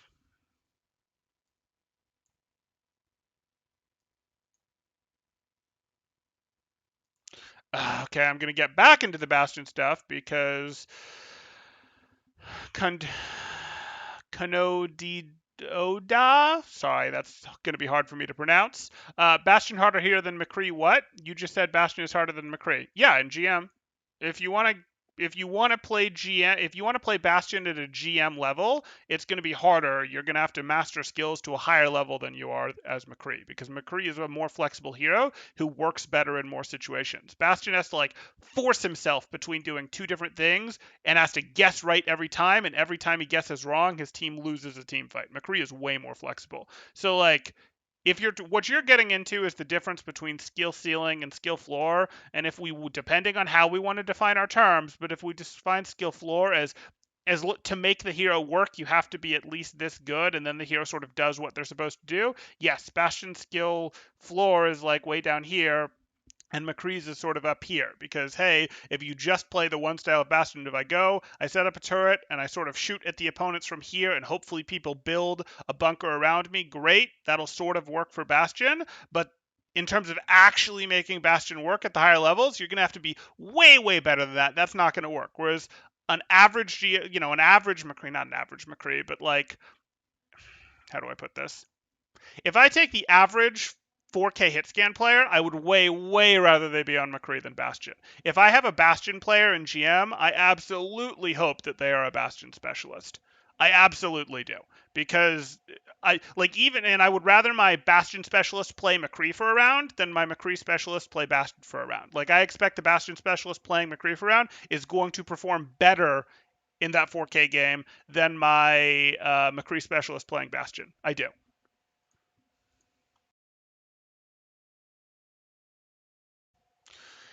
You guys are continuing that. Mechanics-wise, McCree is much more demanding. You don't get it, dude. The mechanics hit a point at which, like, the mechanics still matter. The mechanics still keep getting better, yes.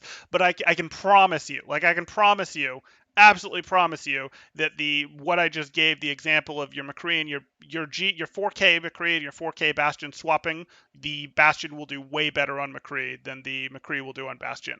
Like, because the McCree who's now playing Bastion is now going to be in a situation where they know how to play turret Bastion, but they don't have a good enough sense at all of when they should be swapping, when they need to go beyond strange angles, when it's time to move, etc., compared to the Bastion player now playing McCree. Like, the Bastion player now playing McCree is generally more threatening, and because he's generally more threatening, there's a lot more that he can do with his flexibility. And if he just plays, I'll play standard off-angle hit scan, he will have a reasonably good time every fight. If Bastion just goes, I'm just going to play standard off-angle hit scan, after the first fight or two, he's going to get crushed. And he's going to keep getting crushed. Like, the game sense difference that you need for those two, and not just the game sense difference, like, it's an extreme level of game sense that you need to make Bastion work. It's a very specialized type of game sense, but it's a type of game sense to constantly win what we could call 50-50 coin flips. They're not actually 50-50 coin flips, but they're almost 50-50 coin flips of, should I move and be in a different spot, like a silly aggressive spot that if I'm wrong I get punished and my whole team loses the fight because now they have to 5v6, or is this a situation where I need to play the standard off-angle hit scan spot because the opponents will have to deal with me first, and they're not going to set properly to deal with me. They don't have time to set to deal with me properly, etc. And I've made them waste a lot of time checking all these corners for me, that they weren't checking before, so I bought my team time, and now I'm contributing from here. Like, it's absolutely harder to play the Bastion. It is. Sorry. The mechanical stuff is more challenging for the McCree than the Bastion, but at 4K, for example, both of them are going to have adequate mechanics. Bastion really only works in bunker comps. That is your misunderstanding. Yes, Bastion's standard style is in the bunker comps, but What we're talking about, you cannot one-trick Bastion and always get a bunker. And also, if you do one-trick him, and even if your team does always get a bunker, the teams will easily take apart your bunkers at GM levels, even at Masters and Diamond levels, to be honest. Okay, and now you get it. Crunch explained it to you. I re-explained it to you. So be it. Uh, right. Bastion has to get creative. Okay. Yes, he's a brain dead hero in a bunker comp, but that's not. You can't use it just like that. Okay. Isn't the at crunch isn't the average like 3100? I don't know. No, the average is much lower than 3100. The 3100 puts you in diamond, and if memory serves, our distribution could be wrong, but GM is like the top 0.5%, Masters is 3%, Diamond is 8%. 3100 is in Diamond. And then you get into much bigger brackets that are like 20+% of the population when you get into Plat and Gold and Silver. Gold is the average. Gold is very much the average. And once you get past Plat and Silver, though, you get into much smaller brackets like these ones and like Bronze. Bronze isn't so much smaller because it covers so much more room than Diamond or GM does, but hey. I see your point. The game's goal is to make money. I'm not sure I see how that pivots. Yeah, okay. Playing Bastion outside of bunker is hard because it doesn't work 99% of the time, except there's players like Bastion main who are able to consistently stay GM, and no, they're not playing in a bunker all the time.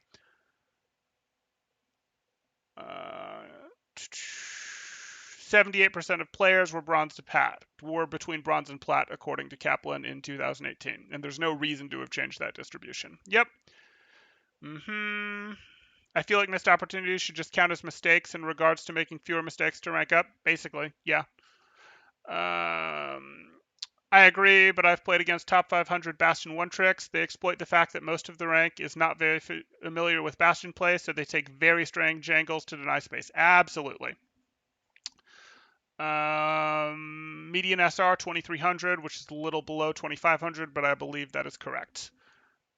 Okay, and then from Akashi, would you say the impact Mercy has come from damage boosting at the right time and Valking correctly? I see my friends say they have no impact on Mercy when their team is feeding, losing, or inting. Yeah, Valk is generally going to be the single biggest thing because Valk is a pretty fast charging ult that can win you an extra couple team fights a game. And winning a couple extra team fights a game is how you turn those could have won, could have lost games into W's. And Valk is going to be your best, most consistent tool for that. If you get your Valk timing right as or just before the battle starts, you hit your Valk. When your team is, when the other team is going to have trouble retreating from that fight. If they try, they're going to take a ton of damage retreating through the open. When your team, it's still early, so it's still a 6v6, a 6v5 type scenario. It's when your team hopefully has a lot of health still, so you can go hard on that blue beam to start. That is going to be how you win extra team fights as Mercy. That's the easiest way. Then the other stuff would be not getting eliminated is good. Like, not getting eliminated absolutely is good, and that will help you win more games. But in terms of a more aggressive contribution, if you're not pulling out your blaster and taking out the enemies, a more aggressive, I want to try to win fights, I want to try to win extra fights, is going to get into, rather than just not lose them, which would be, hey, don't get eliminated when you shouldn't, is going to come down to you could get really good at reactive peel. I predict the Doomfist coming in. I predict the ham and slam coming in, and I show up just in time and heal flick to get them, etc. So you could get very predictive about damage. So you could be the peeling Princess Mercy. That's good. But another good way to do it, to get good impact over the game, is going to be, and I'm not talking reactive. I'm not talking they're already there and then you Guardian Angel over and do it. I'm talking you Guardian Angel, and in some ways that can even be a deterrent. Or you Guardian Angel and you show up right as it happens so that they don't get bursted in that beginning and you're not then having to play catch up. But the other thing would be, yes, recognizing your DPS's positions, your tank's positions, recognizing when they're about to do something aggressive, and you get good damage boost value for little investment, which would be, hey, my Winston's about to cleave 5 people. TNT's going to be used. Storm Arrow's going to be used. My McCree is on an aggressive angle. My Hog just took someone. Those sort of things. Or my Hog is about to took someone. I want to be in that area. Yes. So your friends would have more impact if they did that. Okay. Flankers are great to boost if they don't put you in danger. For example, gas station on Route 66 can allow Mercy to boost Genji where he is without putting her in danger. Yeah, well, but that's not really Genji being a flanker most of the time, if I'm understanding what you're describing correctly. That would be more in the realm of Mercy going, hey, that would more be Genji doing his farm, which he should do from angles, much like poke DPS do, which you should absolutely boost, yes. I don't think you should listen to people online unless they are coaches who have watched your playstyle. Um, I like good arguments. I don't necessarily like going, oh, you should listen to Temporal because Temporal is a former contenders coach, and because he's a former contenders coach is why you should listen to him, because I'm better than a lot of the Yell coaches. Like, I purely from a personal standpoint, I'm better than a lot of the Yell coaches, or at least when I've been serious about this, I've been better than a lot of the Yell coaches at the time. And that puts you in a situation where it's like, well, I mean, that's just an example. That's not why I think that. That's an example of why I don't want people to think like that. And that's not, oh, I want you to all think like that so that you'll go, oh, watch more Temporal, etc. That's me making the same point. Someone else could be right. Someone else who is not professional, has not coached teams that have done great in contenders or done great in L, could be right. But I want to see the strength of their arguments. I want to see the strength of the arguments. This is not a terribly strong argument for this thesis. Like, things can go off the strength of their arguments. But yes, most people are going to have to apply some level of filter because it's so easy to get information out there for anyone these days because we are in the internet age that, yeah, some level of filter probably makes sense. But I personally like the strength of the argument. If you can prove that you're good by doing good stuff a couple times, I don't necessarily care exactly what your resume, your CV, whatever says. This just hasn't been a particularly strong argument in my mind. Everyone is strong in different areas of the game. As a bat main, my advice to a silver player is just DPS away and get 4K every fight, but it's just meaningless advice to them. Yeah, that's meaningless advice. Spilo actually just commented 3 dots on this post. 3 dots should just mean what isn't that supposed to just mean? I'm tracking this post, as in I have this post here and I want to see what the updates are for it. Like, I want to get notifications. I think that's what most people mean when they put 3 dots, or it could be him just leaving a placeholder for it so he can check his post history in case this gets, say, locked, taken down, hard to find, etc. Because usually when posts get taken down, they're still actually there, and he wants to be able, you just won't find it while browsing, and he wants to make sure that he can jump into it, because he'll probably hammer time it, for example. Though maybe not, because he's only streaming 1 day a week. Healbot is boring.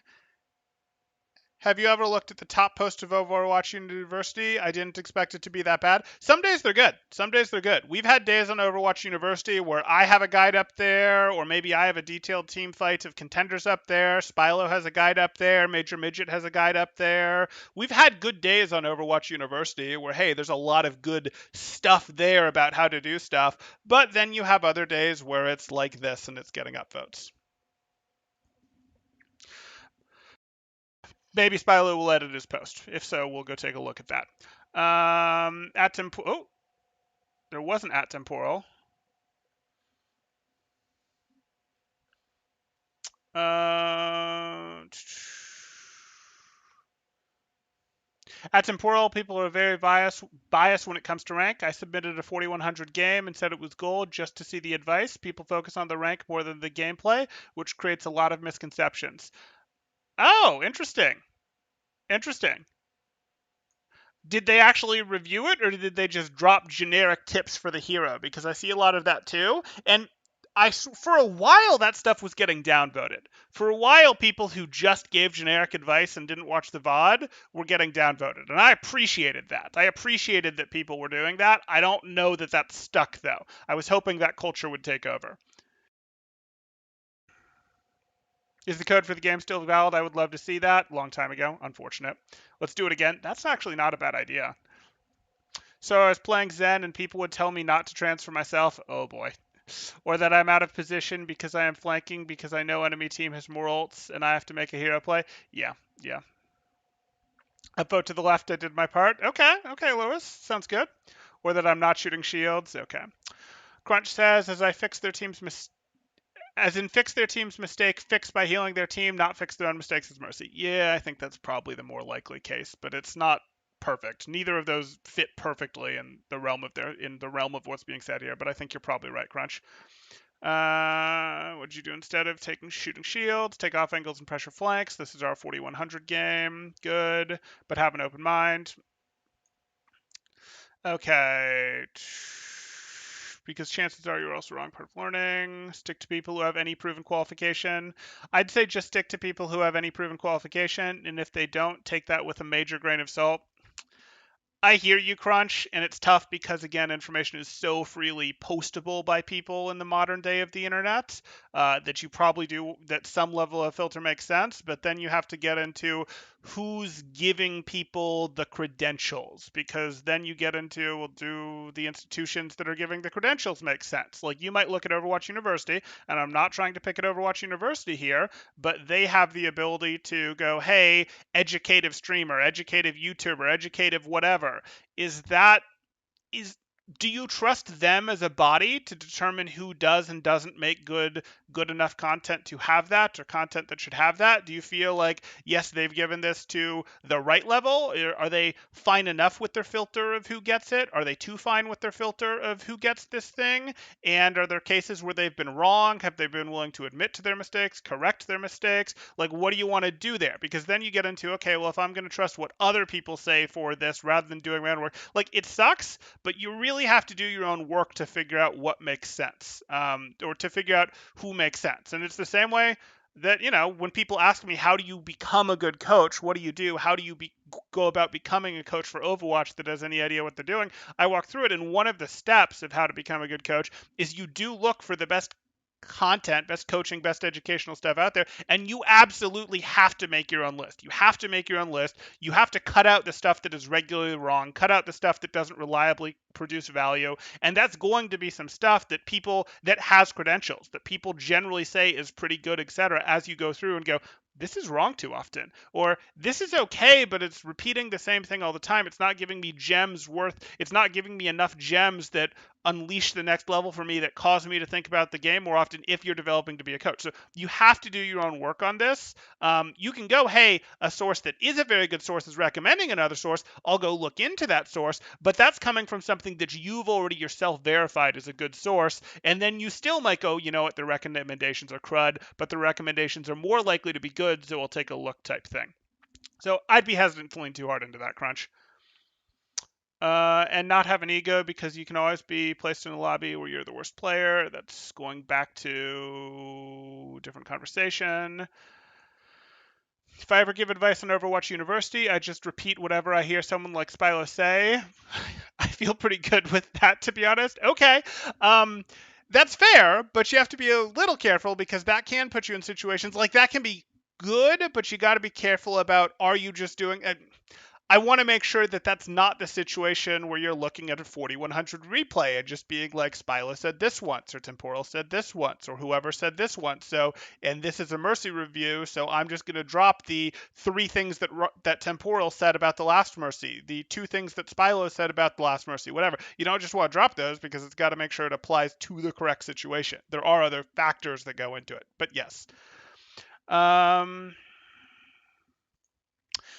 Crunch says, but any advice I'm willing to give is essentially a repeat of something Temporal has said, with consideration for if it applies. If it applies, right. I'll be wrong probably, or too general, but that's fair. That's fair. You could claim Mercy in higher ranks can heal more too, because the teammates use cover when they take damage instead of going down in the open. You absolutely could. You absolutely could get the say, hey, there's more opportunities. Fights happen really fast, but they also slow down a little bit. You guys have voted. Good. Okay. They also, like, fights when they happen really fast, but they also have a little bit of, hey, a little bit more understanding of what a team fight is. Though in the really high levels, you'll find that in some ways the team fight in some situations won't break at all. But hey, Widow would also have to be completely reworked. That's true. Referencing back to the earlier conversation of making the heroes work evenly across different elos. Yeah, that's what I go for as well. There's some people I trust, and I repeat that. Obviously, I will give wrong advice at times, but I feel like everyone who gives advice will, yeah, and everyone, some people are going to be wrong. And you'll notice when I was saying, and you cut sources, you don't cut a source for being wrong once. I mean, maybe you do, but even the best sources are going to make mistakes.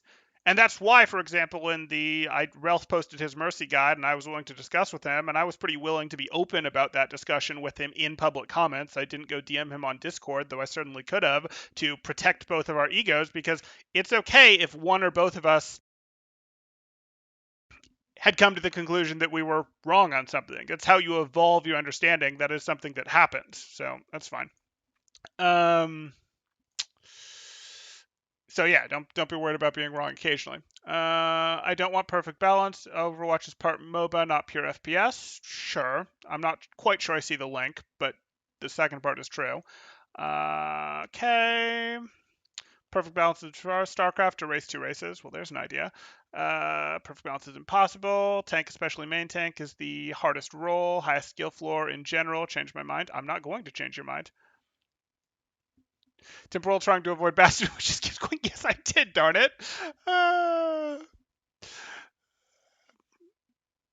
Okay. I'm done with your Bastion discussion, guys. Bastion rabbit hole. Nope. A long time ago, when men hunted and women gathered berries, I have to be careful reading this.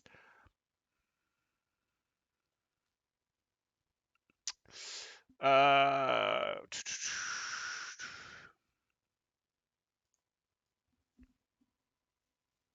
Maybe. I don't know if that's true. I don't know. I could see that being the case. I could see that certainly being the case. It would have to do with.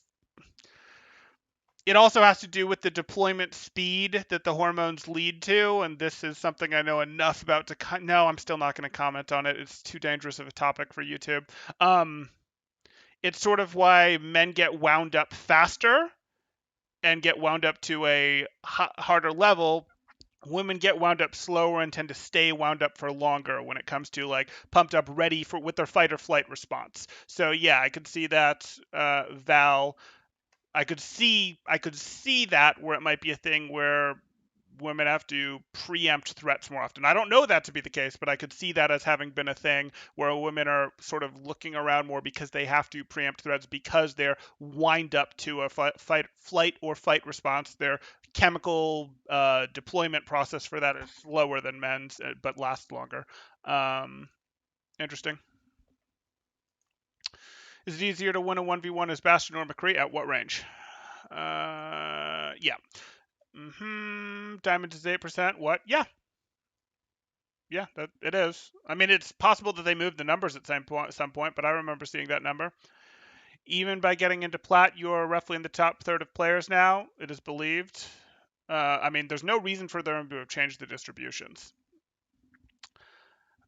And actually, you're even better relatively speaking because there's probably less people playing comp. Like, well, anyways, you've also gotten better because the level has gotten higher. It's 3-year-old information, but there's not a good reason for them to have changed the distributions. But yes. Mm-hmm. Oh. One thing that is interesting is how Plat is top 39% and Diamond is around top 15%. Yeah, okay. Climbing to Diamond must be pretty difficult. Yeah, climbing to Diamond makes people who can climb to Diamond in Overwatch are pretty elite at it, guys. We don't consider them that in the Overwatch community. In the Overwatch community, we look at 4K players and call them bad, and we look at 4.2K players and call them bad. We do. That's just sort of how we are. Part of that is good because it's a always get better. There's always someone better thing to it. But part of that is a little self-defeating in some ways, where it's like, guys, you're actually pretty good at the game. uh, at Temporal, I think coach refers to whoever watches your professional play. What I meant is that your personal play style is what you should be coached to. So general advice from others is hit or miss. Sure. 3 dots is no comment. Is an eye roll? Could be. Very well could be. Yeah, Spilo is an L coach. He spent too much time there already. Get off Reddit. Okay. a month or so ago, someone posted a Ryan video where they literally never used their shield and got like 6 comments with various pieces of Ryan advice that didn't comment on the shield thing. I hear you. I never submit my rank when I post on Overwatch University for VOD review comments, which is fine, Brian, but I'm not going to review your stuff if you do that. And that's not me being like, I'm not going to do it because I'm picking fights. It's just I like to be able to title it for the posts, etc. Yeah. I'm not doing guess my SR stuff like as a general rule. So that's just but that's fine. It's just I in particular are going to avoid it, and I think you'll find most of the content creators are going to avoid it. Not because we couldn't figure it out, not because we couldn't give advice, but simply because it's sure nice to be able to put in the titles and such, and to be able to put on your stream or whatever the case may be on your overlay of what level it is. It helps the viewer experience a bit. Sometimes lower ranked players give good advice because coaching is not the same as game skill. Absolutely. They're absolutely different skills. Being good at the game is much, much more about stacking those habits one at a time. Stacking those habits one at a time. Coaching, you build your coaching skill differently. You stack different habits to get good at coaching compared to playing. And, Krusty is the obvious example for this, where Krusty might know exactly what Striker should do, not retire. Krusty might know exactly what Striker should do. Krusty might know on Tracer, exactly what someone should do on Widow, exactly what they should do on Zarya, exactly what they should do on Winston, exactly what they should do on Zen. Might know all those things for all these, but that doesn't mean that in real time he can implement those things, because real time is very real time in Overwatch. It's not, I know the right answer and I'll get there within half a second. It's that. It's my crosshair just naturally sits in the right place for this hero. It's a lot of things. And he doesn't have those skills. He's still a fantastic coach. Fair enough, that's a solid point on the credentials thing. Do you recommend people watch your reviews that are players near their own rank or higher? Yeah, near your own rank or higher is great for stuff. I mean, the best thing is getting your own VOD review. It really is. But yes, if you're going, hey, I just am sort of consuming this, maybe while doing something else, maybe consuming this directly because I don't want to pay for a review right now, around your own level or a little higher is going to be great. How would you say you should play with a Mercy that takes this advice? The just be a Healbot? Adjusting Rhine play when they won't get off your chuck and go heal the Echo, etc. Use it. If you're being given a ton of resources and they won't stop giving you a ton of resources, get value out of those resources. So if you're a Reinhardt that's getting a constant Mercy Beam and Ana healing, you've got to constantly work yourself into situations where you can use that resource reasonably, where you constantly are getting up into the enemy's face to swing and cleave multiple people because you're getting an extreme amount of healing. You have to use the pocket that you're given.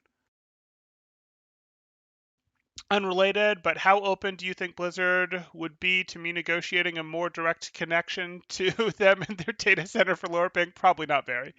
I do wonder how much of an SR boost the people who played Overwatch throughout will get when people who left return for Overwatch 2. Quite a bit. Quite a bit. But that could also be a danger for Overwatch 2, because what you could run into is people who went, hey, they were playing at a diamond level, find themselves in gold. When they come back for Overwatch 2, they're going to leave real fast because that's not going to feel good to them.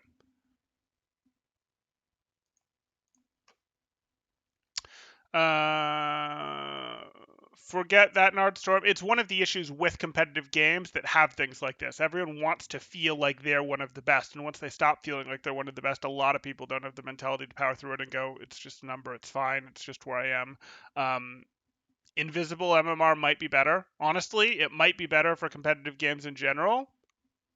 Wild take here. I'd have to think about this more, but hey, on the spot, let's think about this. It might be better to make rank, to have an MMR, but have it be invisible for everything but the people who are at the very top, because at the very top you think about pros, you think about recruiting to teams, etc. Like, it might be better to do this from a, hey, people's MMR is totally hidden type thing. That might make people, and I'm not saying from like I generally like people having more information, not less, but it might be better to do this from a toxicity standpoint if that's something they're worried about, but also from a player retention standpoint. It might be better to go, hey, there's a ladder, you can absolutely play it, you can absolutely move up and down it, but until you break out to here, which is like the top 3%, no one's going to know what it is.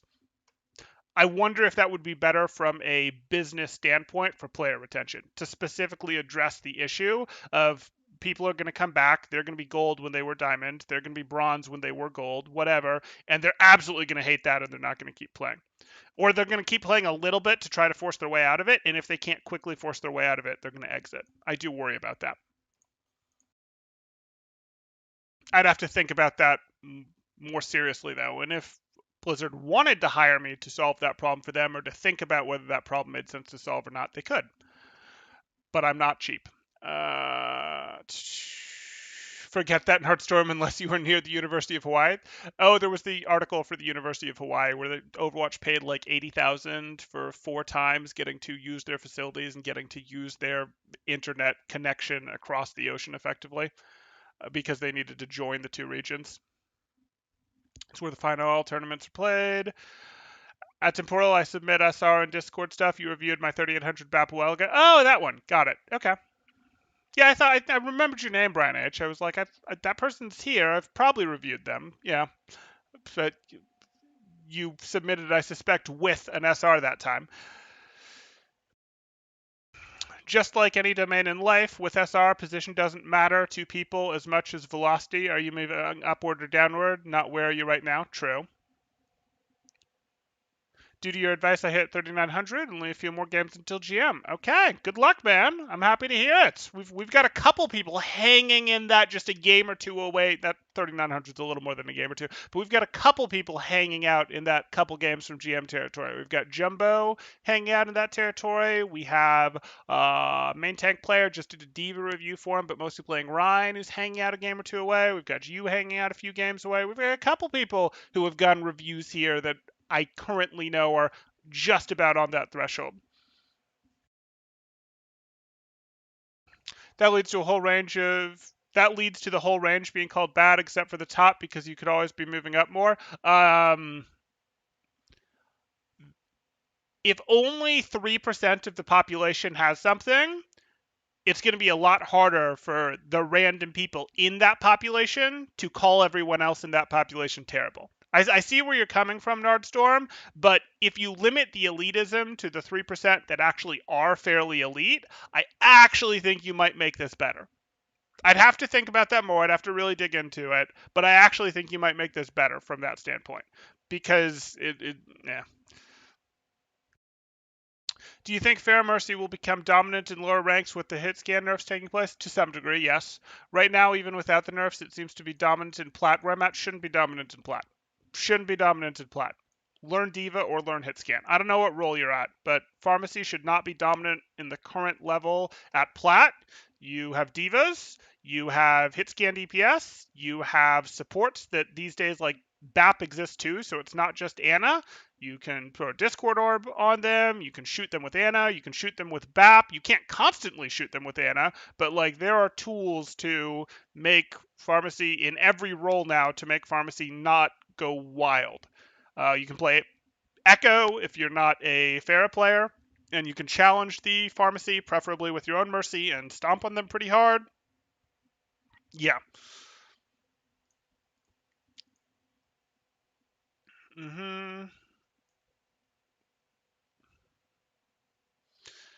Is it true anyone better than me is hacking and anyone worse is throwing? Absolutely. Absolutely. Tongue firmly in cheek. What would the counterplay to double-pocketed Rhine? Yeah. So if a double-pocketed Rhine is pushing in hard like this, there's no support over here and over here. So we'll take out your DPS on angles. We'll circle around and take out your supports that you can't get back to as quickly. That sort of thing. The other Ryan's job is just to lose slowly, to use his corner advantage, to back up, to lose as slowly as he can while this team that has a little bit of support actually wins their matchups. The trick is to not get ladder anxiety and care about SR laws and wins. So many games feel the same. That's why you're focusing on what you can be improving on. One step at a time. Work on one thing at a time. That's what makes the games different. What are you working on? Just reveal the SR at the end of the season? Maybe. I smurf a lot and I lose games at every rank daily. Win and losses are meaningless over time. Yeah, basically. Brian's got it. Or you can take the YouTube approach and remove the precision in the number. Take the YouTube approach and remove the precision in the number. I don't know what you mean by that, Nordstorm. Temporal's coming to the end of YouTube comments, so we can finally get to Reddit once, just 2 hours in. Maybe. I think you guys are going to keep filling this up as I get closer. Been a good chat. Can't blame anyone for it. Yeah, no, it's fine. I'd love to watch more GM Plus reviews from you. We actually ran the numbers, Mercedes. I'm happy to do more GM Plus reviews, but I actually already slightly oversample higher ranks compared to lower ranks. That would not have been my expectation, but we ran the numbers of what the reviews I do are versus the numbers of what the rank distribution is, and somewhat to my surprise, I slightly oversample higher ranks compared to lower ranks. Now that I know there probably won't be a straightforward answer, but I'm a hit scan main who peaked 3.9 like a year ago. I stayed 3.7 consistently. Okay, I've dropped all the way to 3K because my peak was a year ago. I completely understand that drop. However, my support is still 3.6-ish. Have you played as many support games? And I don't think it's just because I don't play the role, because when I do, it feels so much easier. Okay, that can happen too. It's just frustrating. I'm worse on the role I have the most total time on that I scrim on. You also might have something that you were doing that worked really well in the past, and that skill has been evolved past. Like your combination of efforts has effectively been matched by the ladder, or you found a bad meta for your combination of talents. And you will run into that. Players who are really good in this meta, not because Brig is overpowered, not because Diva is overpowered, but because their combination of skills that they're good at is good in one meta, and then the meta changes and their skill it's not there. And it's not like you got massively worse, though the latter did get better in some ways over this time. It also can be that the combination of skills that you have doesn't work, and we need to level up some other skills to make it work. That just naturally happens sometimes if you're not a complete player. You can get to 3.9 without being a complete player. And you could also have some level of tilt going into that. Like you start to lose more than you think you should, and then you tilt because you started to lose more than you should. So then you start trying to play differently. And then because you play differently, you start trying to take over and carry games harder, but you're not actually low enough that you can take over and carry games. So you lose harder because you get punished. Like that can happen too. And then you're down in 3.0 or whatever, or 3.6. Then you're down to 3.0, and you completely don't understand how the game works at 3.0. And it's not that you don't understand how the game works, but you were just doing things that worked well in 3.9 games and 3.6 games because they make sense to you. You understand how the game works better at 3.6 because you're not actually doing the correct thing for the correct reasons. You just are playing the game in a way that, hey, this works because my teammates happen to do these things at 3.6 games, and you're not actually correctly reading the inputs that lead to why your team is doing these things at 3.6 games, and those conditions aren't present in 3K games.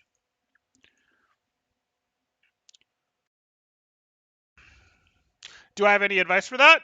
Work your way back up. Literally go to the hit scan, figure out how to work. Hey, I want to specifically figure out what, get a review. Like my advice is seriously get a review on your 3K hit scan, and me or someone else is going to tell you, hey, why are you doing this? And you're going to look at it and go, what? I'm making mistakes in a 3K game when I'm playing, when I used to play at 3.9, maybe play at a more modern 3.6. What? Oh, that's silly. Why am I not taking angles there? Or why am I pushing when my team isn't ready? I just figured my team would be ready because in a 3.9 game they would have been ready, but I didn't actually check to see if they were ready. We're gonna have to VOD review it. Okay, I skipped over a little bit there. I'm a few QPay crossplay games away to start competitive. Okay. Okay. I can deal with Fair and Mercy with McCree quite easily, but I'm worried I won't be able to anymore with the new nerfs.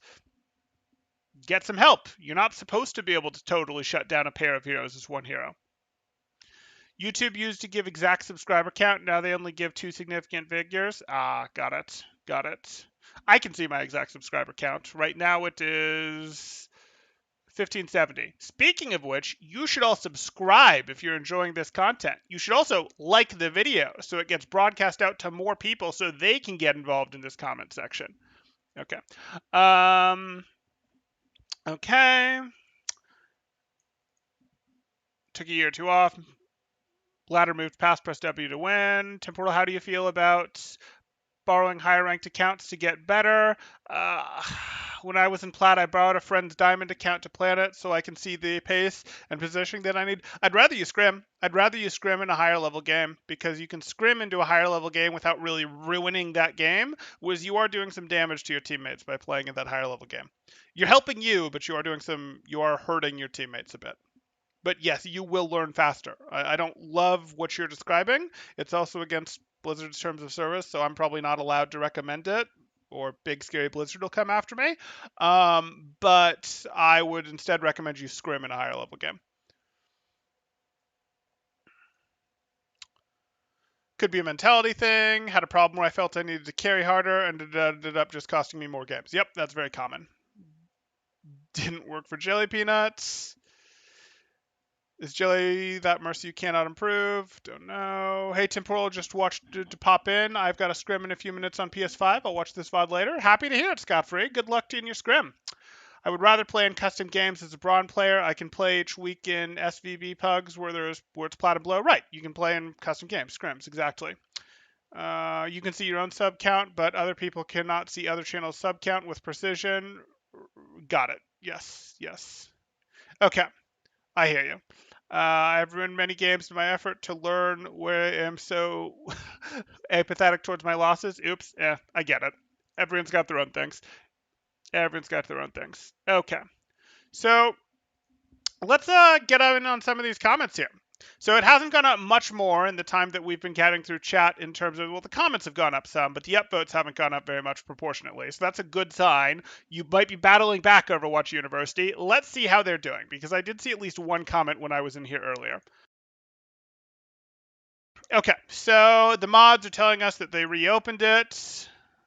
Okay. And then we're going to go on to just add to this. Be careful of getting into the habit of jumping after every GA if you're not paying attention. I love it. I love it. They're giving him advice too. Good Reddit. I'm working on perfecting my mercy and quick play. Accidentally dive right into the enemy. Fine. Okay, so I found this to be a poor use of time and really limiting my contributions to the team. You have to be able to understand which one of your DPS players has a better position to carry a team fight with your damage boost. Exactly. And to be honest, you can click the blue beam on so many people throughout the game. Zarya has bubbles and high charge, marching straight in, damage boost her. Hog lands a hook, quickly damage boost him. Zen charging a volley, damage boost that volley. Hanzo spamming storm arrow into shields, damage boost him. Ball pile driving, damage boost for half a second. You need to be super aware of this to climb his mercy. I would like you to be super aware of this to climb his mercy. I don't think you 100% in the lower ranks need to be aware of this, but I strongly recommend you are. It's one of the more active ways you can do stuff. If you want to take your win rate up from 55% to 70%, yes, you do need to be aware of this, unless you want to just take over your game with blasters. When you're accumulating those little small things to boost your team, you will see your rank improve. Fundamentally correct, gets an upvote, good on me. Actually, let's hit a oh no, I already hit the refresh. Oh well, we're doing the refresh again. Okay, fine. You can improve that win rate, finding key things to boost. It's not about pocketing DPS, it's about supporting an aggression. This will be a link to a Spylo VOD. I clicked it earlier. Good. I don't agree with the current popular Mercy advice. Very little damage boosting either, but I only made it to 4405 as Mercy, so what do I know? Okay, so here's an argument from authority, but maybe that's an authority credentials that people agree with. Of, hey, I don't agree with the current popular Mercy advice of healing very little and damage boosting a lot either. I'm not sure I agree with this frame, that the advice is to heal very little. This is sort of popular mercy advice, but the popular mercy advice, at least how I phrase it and how I've seen other good, credible people phrase it, is going to be, hey, we're looking to damage boost as much as possible, yes, and I suppose we're about healing as little as possible in the team fight, but that's not even right to say healing as little as possible. We're damage boosting as much as possible, and that does lead to less healing being done in the team fight. But when damage boost isn't useful, when someone's reloading, they get healed. When someone tucks behind cover because they've taken too much damage, they probably get healed. When someone is being pile drive by a ball, they get healed. Like, there's absolutely times when we do heal. When someone goes down to 20% life, they get triage healed. 40% life, if they're a weaker hero, maybe they get triage healed. Like, healing absolutely happens. Um, so I think this guy has sort of taken the good advice and sort of tried to take it to too far of an extreme, and is probably now fighting a bit of a straw man. But let's see, because it would be hard for him to be at, like, he's almost certainly doing more of this correctly if he's playing at 4405. He's not failing to boost storm arrows and zen right clicks and things like that. He's not playing the Healbot mercy that's being described here. I can pretty much guarantee it to you at 4405. Interesting. Care to elaborate? He does. Excellent. Mercy's versatility and mobility are her strengths. She can be the main healer or an off healer, depending on what the team needs. Main healer is a strong word, but yes, Mercy Zen exists. And can switch roles in an instant. Okay. And if you can effortlessly identify what the team needs on a second-by-second basis and adjust accordingly, this sounds suspiciously like jumping between beams. You're going to be playing Mercy optimally. Sometimes you need to hold the heal on someone, like a tank under heavy fire. So triage healing, yes, correct. This would be triage healing that we're describing. Or your other support being dove. Yes, this is properly reacting to aggression by pocketing heals. That's not, like, no one is actually saying my Anna's being dove by 3 people and I'm going to hold damage boost on her. No one credible is saying that. But the second the pressure eases up and you can stop healing them without fear of the teammate dying, you switch to boost your teammate to get the elimination. Exactly. Literally exactly. We are on the same page, but this does not agree with this. Or this is a straw man that you presented of the other side. If your team has no hit scan and the enemy has a fair echo, let your Ana or BAP shoot them while you heal as needed. That's an option. Sure, you can do that. But you're sort of taking over. You're having to triage because you know the incoming heals have decreased. You see that your Ana or BAP are looking away, so your team's need for healing to not get insta-gibbed is higher, and because your team's necessary amount of healing to not be insta-gibbed is higher, you're healing. You're just adjusting to the situation. This doesn't at all disagree with the theory of mercy that myself or other good people put out there. There are just so many variables that I don't think anyone could type one concise advice post that would cover anything. No, but they might be able to make like a 10 to 15 minute Mercy mini guide that spent most of its time covering the topic and do a pretty good job of covering most of it. Yes, I'm plugging my own work. The thing is, if you can only ever play one way, then you won't play optimally because optimization requires adaptation on the fly. Right. But this is, don't just hold blue beam, don't just hold yellow beam. No one's actually saying just hold blue beam. No one's actually saying that. They're saying you want to get as much blue beam as you can, but yes, you're still going to have to adjust over to yellow beam when people get low health, when incoming pressure increases too high. Like, there's absolutely times that you pivot over to it. Also, like, yeah, 55 health per second sounds low compared to Ana, who heals for 70 per shot. But every time Ana misses a shot. Okay, for reference, overbuff, Ana max heal output is 1,000 per min. The average Zenyatta is 750 per min. We're talking about a dude who can only heal 30 health per second. Well, they get good transcendence value, dude. No. No, it's transcendence. This argument is stupid. And people also sleep on Valk healing 2, I think. Everyone thinks Brig Rally is like some raid boss ability to get it activated. 30 armor per second, an 8.5 radius around her. Mercy giving. Oh, dude, really? That's going to be your argument? 60 health per second and a 10-meter radius around whoever she's selecting, when the ability to flip between that or a 15% worse version of Orissa's supercharger. Supercharger's a really good ult, but it's not as mobile as Valk in terms of you have to set the supercharger somewhere, and it won't follow around corners nearly as well. Supercharger also is much more vulnerable to getting destroyed than Mercy is, and Supercharger also doesn't have the flexibility. The flexibility is a boon. The flexibility to go between damage boost and heals is a boon. Supercharger is still an amazing ult that's generally undervalued, but let's not pretend that Valk and Superchargers are exactly the same thing and Valk is just a worse version of it, because that's not a fair comparison. As for Brig's Rally, what you're looking at there is Brig also gets a movement speed buff that's pretty darn big deal. It lets her move around. She's getting that on top of still being able to do her stuff. So she's doing her rally armor, but she still has her inspire going, which is on top of that. Mercy doesn't lose her regular beam. Like, Mercy's beam gets upgraded. So like that's not how it works. You can't be like, oh, it's just this, when Briggs still retains her inspire on top of that and retains her ability to throw repair packs, and you're looking at Brig has improved movement speed, like, and armor is better than healing. Like, armor is better than healing. This is not a good argument. I don't think it detracts from your overall point here, but I'm guessing some of it comes from his ult. It absolutely does. I guess it's as high as 1/3, though it would heavily depend on the match and the enemy team comp. Right. Okay.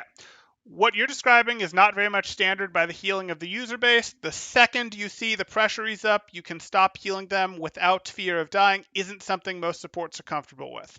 I hadn't thought about Mercy healing more when I hadn't thought about using Mercy's healing more when the other support utility is useful in the moment. That's definitely something I'll try to add to my repertoire. And this is a key point, which is why it gets an upvote from me. But hey, we're looking at this. Yeah, that's kind of the point. But again, what we actually described here is not the straw man that we set out for the correct point of view of what playing Mercy is. Do I have anything else interesting here? Took a year break, came back, everyone on comms all of a sudden trying to tell me Mercy isn't a main healer anymore. Well, did you take your break during the Mercy meta, where Mercy had more healing and when everyone was worse at running Mercy Zen, because that was the meta support combination? Because yeah, that's exactly what happened. Healing nerfs to damage creep, correct.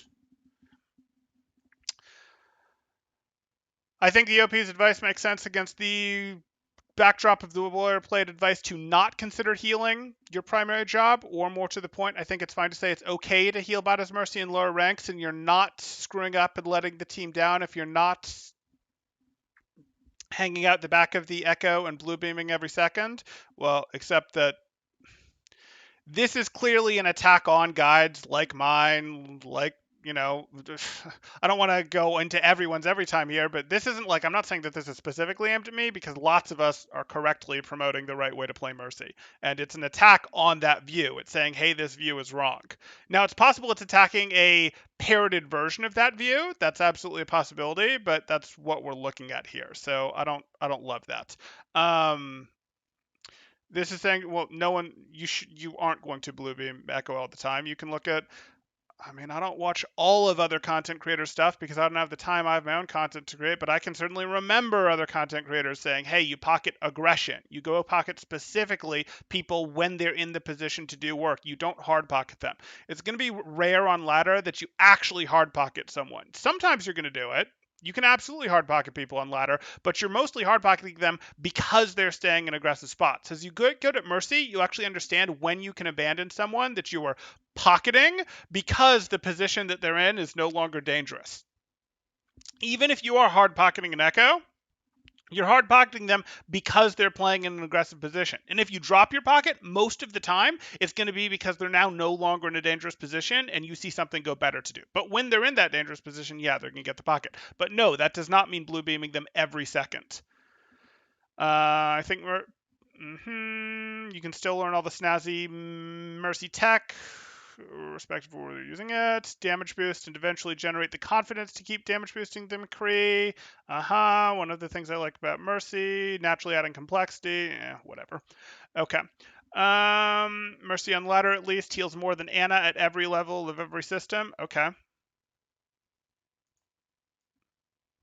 I think the idea that she doesn't heal, but that's like again between fight healing. Like I don't care, guys. Like it's not about how much total healing you're getting done. Like it's about how much can you heal in the fight. Like it's totally fine that Mercy gets lots of her healing done, but Mercy gets her healing done after she's already won the fight.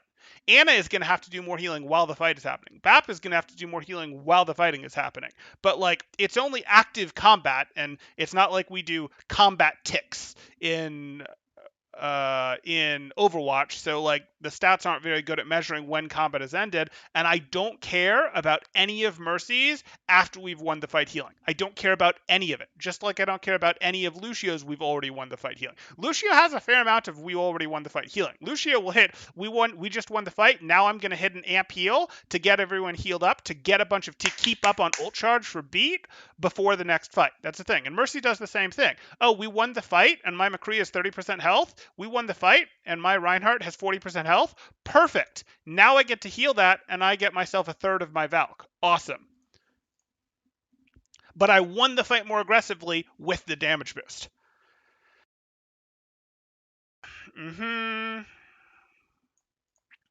GM Mercy seemed to heal around 10 to 11k per 10 and damage boost around 2k per 10. So what I gathered from that is you need to be healing as much as possible. You gather the wrong thing while also getting maximum value from your damage boost. You need to get maximum value from your damage boost, yes, but that's the lead point.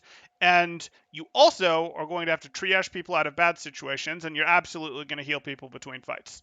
The idea that you should focus damage boost is to help low rank players who can't climb because they never do it at all. Sort of true. Though perhaps it would be better to help those players focus on their positioning and survival. Except that some of them don't need help with that. Like, some of them are, hey, you have way, way more room to improve on this damage boost skill than you do on this survival skill. And you have to help players with what they need help on to climb or what they need help on to climb faster. And you can go, hey, we're going to hit on Valk timing. We're going to hit on your positioning.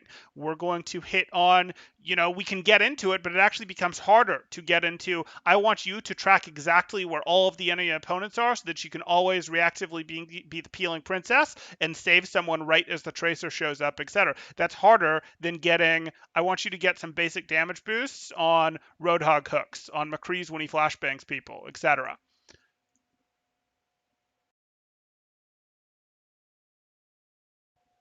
You got downvotes. What did you get downvotes for? That's not helpful.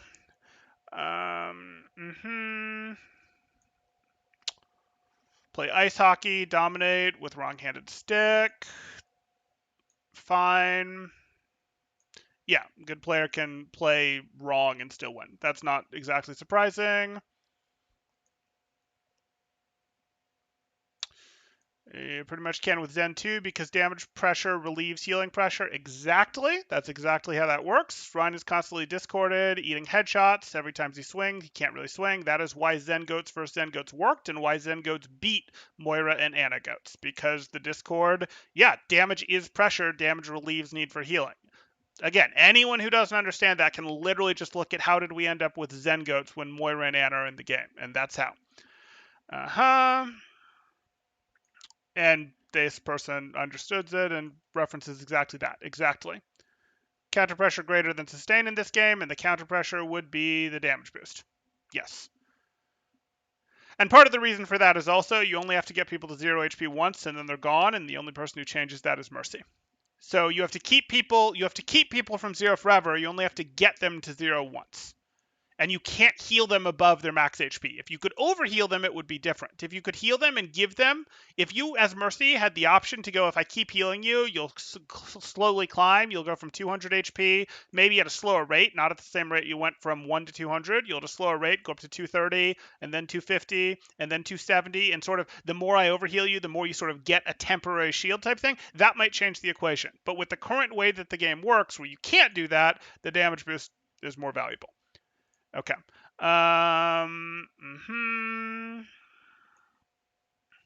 Healbot Mercy, DPS Moira, flanking Torb Turret, and Mercy is fair counter, so strange advice on this forum. You can if you identify who to healbot. Sort of. Okay, and then we got 6 votes here. Fine. I'll catch up a little bit more on these comments, and then I'll go back to chat, guys. I want to see no comment from Spilo. Okay.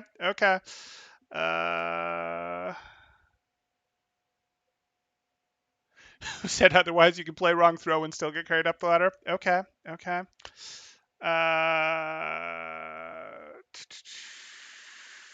These are mostly going to be repeated opinions. I don't think we're in new territory. That last post that I'd highlighted, was there anything here? Damage boost Mercy in the lower ranks, but you're better off catching the Rhine when he is swinging or waiting until the DPS are in a decent position. I'm glad that we've spread the knowledge around, guys. I am. Oh, the OP responded. Okay. If the OP responded, let's take a look. Yeah, I like this. I think you can damage boost his Mercy in the lower ranks, but you're better off catching the Rhine when he's swinging or waiting until the DPS are in a decent position rather than pocking someone who's technically the best choice. Well, you just don't understand who the best choice is then, because the swinging Rhine very well may be your best choice. Mercy healing up to at least gold and probably plat seems to be extremely competitive with other supports, and Bap can theoretically do more, but where my support's awareness generally isn't there, that's not the problem. And the surging rate, because if your Anna or Bap can't heal your Reinhardt, your Mercy is usually going to have to go into a bad spot to heal your Reinhardt, where the team fight is going to come undone just with one more step. So that's not much better. What you're saying here sort of aligns with my argument for low rank Zen as well. Discord puts the extra damage on the target rather than the DPS player. Sure, but the good part about Zen is his Discord, which is very similar to damage boost. And the healing might not be super, but you can give people on the other side of the map. You can always be healing someone without giving up position. Also, if anyone wants Mercy training, go play open queue and hope for a 5 DPS lobby to come up. Who cares? We may have to disagree on low rank find. I find so many few players can get damage with him to justify not being able to put out more healing volume. Oh my god. It's not the direct damage, it's the discords. I just think this player can't aim. Like, I think this player has not that they can't aim. I don't think this player understands DPS. Like, I think this player actively does not, has spent no time understanding DPS at all. My guess is that they can't aim very well, though I don't know that. I would also guess because they've spent no time playing DPS, they don't actually have a good understanding of angles and threat and who's about to do work, and that's why they developed a Mercy playstyle that is heal botting. They are going to get hard locked, and they're really not going to be able to climb much farther until they start learning this DPS. This would be one of those examples of sort of what we were talking about with the 3900 player, where maybe they'll do better because their damage boost and their McCrees will just naturally take better positions in plat than they would in bronze or silver or whatever, but they don't actually understand the fundamentals of why they're damage boosting their McCree and why the McCree is now doing better work than he was in silver. It's not significantly because of the aim, though that's part of it. It's because the McCree is naturally taking those positions. But you're still going to hit a cap if you don't understand that, hey, my McCree's in an okay position, but my Hanzo's in a better position right now, or my Echo's in a better position right now, or actually my Winston's about to get a giant cleave. Like, you have to understand these things, and I think that sort of pulled down the Trojan horse, and it's obvious now. But hey. Okay, let's jump back in here. We've got some more chat to catch up on. I will keep catching up on chat. If you guys want to jump to the top of the line, you guys do know Super Chat exists. You can throw that up there, and I'll jump to your comment right away. But otherwise, we're going to go to our chat. Okay. I've been getting reviews. It helps, especially with the tilt that was strong for a while. Also told me that I don't have the means to play higher on hit scan, as well as things to work on. I do still have the means to play higher on hit scan. Yes, yes, good. Okay, good. I'm glad to hear it, Leska. We did it. This is the end of YouTube right now. 2 more hours for Reddit. It's a slow grind, but I'm determined to get GM as hit scan. Maybe support after that. See, I thought the slow grind might have been in reference to our slow grind through the comments, but that's fine. That's fine. We're gonna have what our 3 hour stream on one Reddit thread. Okay. Oh yeah, Temporal. Forgot to thank you for the VOD review you gave me a few months back when I was in silver, and since then I was able to climb to plat on DPS with your tips. Thank you so much. Hey, I am thrilled to hear that. Congratulations, man. That's really well done on your part. Just keep working on those concepts one thing at a time. But sounds like you did. You made the climb. Very nice. People have this weird thing about irrelevant advice they do in games too. You get people telling you not to do things you never did a single time. Oh yeah. Oh yeah. We've seen that. By healing little, they usually mean a few K less than the main healer. Like you can pretty easily hit 2K boost per 10 and 13 to 15K healing per 10 at the same time. I don't like getting too into the stat numbers like that. When people get into stat numbers, they start telling Mercy players to go, to do better, you need to hit what the next tier's rank is, which is, this number of heals per 10 and this number of damage boost per 10. And Overwatch is really more situational like that. You don't want to go stat chasing. But yes, you will find that you don't actually lose a ton of healing by going damage boost heavy. And the reason you don't lose a ton of healing is because you still end up triaging to save people, and you still get all that healing done between fights as long as you win the fight, which is kind of the key. And if you're healing a bunch, if you're just healing a bunch, you're going to get outpaced by the healers on the other side, like Anna's, etc., if you're trying to main heal against them. And if you didn't get a lead with damage, you're then going to lose the fight slowly. And congrats, you built a bunch of ult charge from healing. But overall, their team got more charge than you did because their team generated eliminations and was able to heal up all of the damage that was done to them. Your team only healed up some of the damage that was done to them because everyone's max life to 0 in the end didn't get one health bar's worth of life for everyone that got eliminated didn't get healed, whereas everyone that stayed alive on the winning team did. Mercy and Ryan players seem to get it the worst. Mercy healers work like a poke comp. That's it, I feel. Mercy healer works in like a poke comp. That's it, I feel. I mean, Mercy can heal even in non-poke comps, but yes, she very much likes poke comps, and she very much likes... Mercy mostly is a poke healer. That's actually fair. Mercy might work in dive comps, but it's going to be a dive-poke hybrid. She does not particularly like brawl comps. Orisa Hog is a heal comp, but you can also get poke, or is a poke comp, but you can also get poke hybrid comps. Debating about wording. It matters. I mean, you have to have your definitions fixed to have an argument. Thoughts on Mercy Brig as a support duo? Is it ever the best comp? Probably never the best comp. It's doable, though. It's not as painful as playing... what's something rough to play? Mercy Lucio, for example. I don't think there's any situation where it's actually the best support comp. It's a poke support comp, but I don't think there's anything that actually... It's really a poke dive hybrid comp, and there's better poke dive hybrid support combos. Yeah.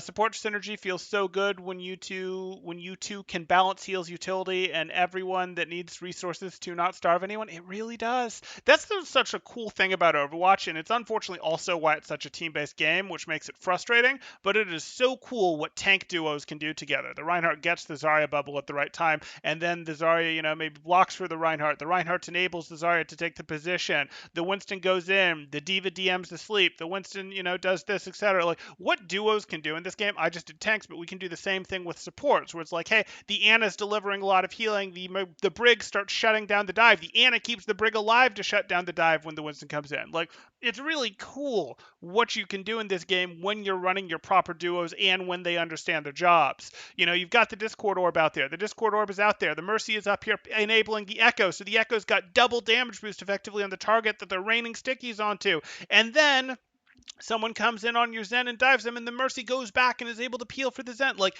it is cool what you can do in this game with proper duos. That's one of the best things about it and what makes so many of us love this game, I think. But we're taking away tank duos, and I'm unhappy. Okay. Okay. Please help. My mouse button 2 is taped down. I can't stop looping. Please help. Supercharger is a greedy Valk. Kind of. If one button is held, I think the moment you click the other one, it overtakes it. It does. Just blue beam your Rhine in bronze. Yeah, that works pretty well. I hard pocketed EPS who is complaining, and when the team loses, they feel bad. No, they manage to externalize it to it being someone else's fault. That's what they do. AoE healing is so much higher than at release, and even I don't know about that. Yeah, it is. At release, it is. You're right. And even then, those AoE heals do more single target healing too. Of course, damage boost would be why you pick Mercy. Come on. Yeah, you want Mercy for the damage boost. I heard pocket aggression from Spylo. Yep, Spylo is correct. Spylo is correct. You enable aggression. You enable the person who's doing the work in the position to do work, so you expect them to do work. That might be your swinging Reinhardt. That might be your off-angle dash. That might be your Winston that just dove in that you can pocket from above. That might be your Echo that you can pocket from above. You enable aggression because aggression is likely to lead to work being done. And sometimes enabling aggression means healing. Like sometimes enabling aggression does mean healing. If your Ashe is standing in a stupid aggressive spot and taking a lot of damage for it, but you can safely pocket her, you might pocket her with heals to allow her to keep doing that silly amount of work from the silly spot while she takes damage. You might. Okay. What is triage healing? Triage healing refers to the concept of I'm not healing my person, my 200 HP hero, up to 100% health when they get into trouble, or every time they take damage, I'm not healing them. I'm healing them to get them out of one-shot territory. So I'm healing them relatively appropriately for the amount of incoming risk, incoming damage to them, to get them out of a territory where I'm worried about them actually getting eliminated before I can react.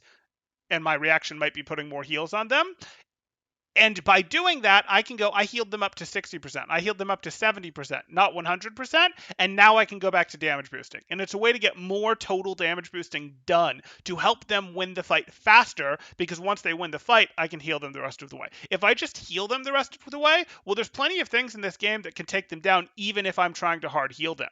Like if I go, well, I'm trying to hard heal you, etc. Well, okay, but that's not going to help you if you get hooked by Roadhog, if you get headshot by the Widow. So it was preferable to try to win the fight faster in a lot of these situations. Or hey, my McCree is fighting a Tracer. I heal him up to 70%, and then I go back to damage boosting him because I need him to take down this Tracer before the Genji shows up to help. And if I just heal him, I can't guarantee he'll take down the Tracer fast enough. I can't guarantee he'll take down the Tracer fast enough, even if he does damage, but it's way more valuable to go, help him eliminate the Tracer before the Genji shows up, because I simply will not be able to keep him up with Heal Beam through both of them fighting him. I hope that makes sense. Damage boost and res. Well, there's one option. Yeah. Oh, you mean damage boost and res are the reasons for Mercy. Valk is pretty great too, but yeah. Oh, we're up to 30 views. Nice. If you guys have questions, go ahead and throw them in chat now. Remember, if you do enjoy me addressing this type of content, please do like and subscribe, as that helps out quite a bit. Back to catching up on chat here. I do hard pocket soldier once because when I took my beam off of him, he just did the push-up emotes and refused to play. That'll happen sometimes, and ultimately you're probably going to cave and support them. They're playing wrong, but you're going to have to support that playing wrong or you're going to lose. That's life. I think people get caught up on the numbers. Things like Moira and a BAP keep people up in the mid-fight because simply heals more. Right. They're looking at the overall numbers from the end of the match, from overbuff, things like that. And again, that's in-fight healing versus between-fight healing. Marcelo says, so when coaches like you or Spylo trying to teach the correct way to play, and then someone like this guy just says it's okay to do the wrong thing, like healbotting. So sad when coaches like you or Spylo are trying to teach the correct way. Yeah, well, it happens. We try to address it with things like this. A lot of people are looking far too much at the numbers rather than the actual examples in theory. Right. It is hard to use data correctly. It is hard to use data points for stats correctly in Overwatch, and it's why it's taken them a while to seriously catch on, because it's so easy to get them wrong, and lots of people try, and you can immediately tell that, wait, that doesn't make sense. And in a video yesterday, I actually went into stats a fair bit, so I'm not going to do a ton of that here, but you guys can go check out a video I did yesterday. It was on King's Row, probably in the back third, back quarter of it. I think we talked around stats around the end of second point on whatever the second round was. If you guys want to go check that out. Yeah, sure. Mercy's healing overall 20k. Anna had 15, but Anna's healing is better. I feel like Overwatch is all about being efficient on a hero, and everyone knows that damage is more efficient than healing. Why do so many people want to heal on Mercy when it's less efficient? Because Overwatch brought in a lot of different types of players. Overwatch is a lot of people's first FPS. Overwatch brought in a lot of Blizzard players who their background is things like WoW, things like StarCraft, things like that, where it's like, hey, these are a very different type of game. And if your background is something like WoW, which is like, okay, you've got your trinity of heals, damage, support, or heals, damage, tank, excuse me, your view on what a support, well, that's a healer, is supposed to do isn't very aggressive. People with more of a FPS background are going to be like, well, a support might do something to enhance, but a support isn't going to be able to heal through gunfire. That's just silly. Or they're going to come from a background with MOBAs where like your supports are going to do things like, hey, your supports are offering you a speed aura. Your supports are offering you a stun on the enemy team. Your supports are doing things like that, like increasing the damage that you do. People with those backgrounds are much more familiar and understand that supports aren't healers. But a lot of people who are coming into this game, in part because it's Blizzard, in part because of the way that they did their artwork, in part because they've tried to be so inclusive with their hero designs, etc., are going to have differing backgrounds, and some of those backgrounds are going to be like MMO heavy, where until Final Fantasy 14, healers healed. That's what they did. Your job is to heal the incoming damage. And that's mostly it. And even in some stuff like arena type games for a while, long eras of it were like, yeah, your healer is doing some other supportive stuff, but 90% of what they're doing is healing. And that's not true in this type of game. Because they lack confidence when really you just need to play your best overall and trust your teammates.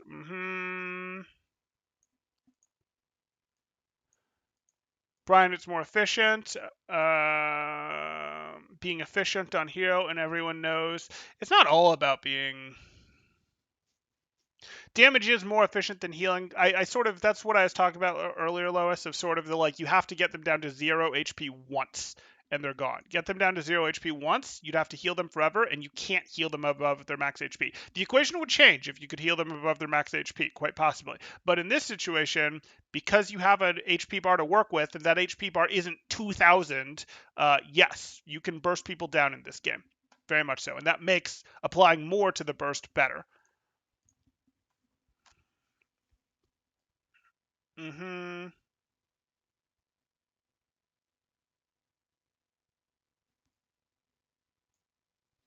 Bad argument because you can damage boost tanks as well. Healing got nerfed back then, so they can overheal anymore. Healing is just damage reduction, which is why damage is more efficient. Kind of. Kind of. Um, yeah, they lack confidence in their DPS to end the fight and their other support teammate to keep their front line held for a few moments. Some truth there. It isn't always as simple as let's always damage boost the DPS. Correct.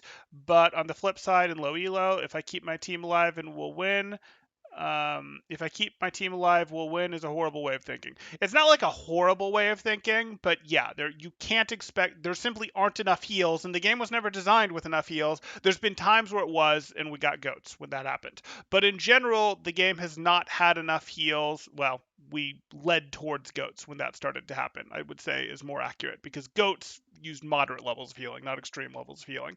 The game trended towards goats when we had high amounts of sustain in this game. You don't want your game to allow for infinite or near infinite sustain. You really don't. It doesn't work very well for this type of thing. It becomes let's, fight each other forever until someone makes a huge mistake type thing, which isn't great.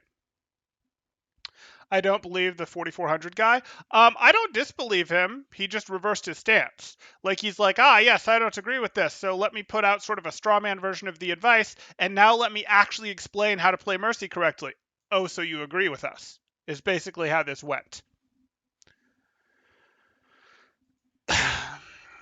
On DPS, I am a Silver Hanzo, one trick, and I get really tilted at my Mercy players for not damage boosting. I guess I'm biased. Yeah, I hear you. But remember, focus on your gameplay. The high elo Mercy advice is almost always focused on damage boosting because players simply don't damage boost enough in low elo. It's easier to pull back the damage boost than to accelerate it. That's true. In terms of learning, yeah, they can't aim. What's going on? Hey, BlueX, I think you've probably caught on by now, but we're responding to a Reddit thread. Oh, did I lose it? Did it jump on me? Or did Blue just delete his comment and I lost my place because of it? Okay. Yeah, we're responding to a Mercy thread where someone has made the comment. Unpopular opinion: you can Healbot on Mercy and ride from bronze to plat. I did it in my first 5 months. And again, this is not strictly untrue. You can Healbot your way up if you develop other skills. If your total value as a player is high enough, you will climb to an appropriate rank for that total value of all of the skills that you've developed, where that puts you. But the real premise that he's going for here, the real thesis is he's against the damage boost people thing. He just wants you to heal bot, and he thinks that's what you should do until you reach 2750, which is wrong. And we've spent 2 hours and 40 minutes explaining why that's wrong. When Overwatch first started, the best players were DPS players, and once those roles were chosen, people settled for tanks and supports because they were not as good as DPS players. And yet now the DPS players will tell you, and for years the DPS players will tell you, that it is the tanks, and specifically the main tank, that is the biggest difference maker.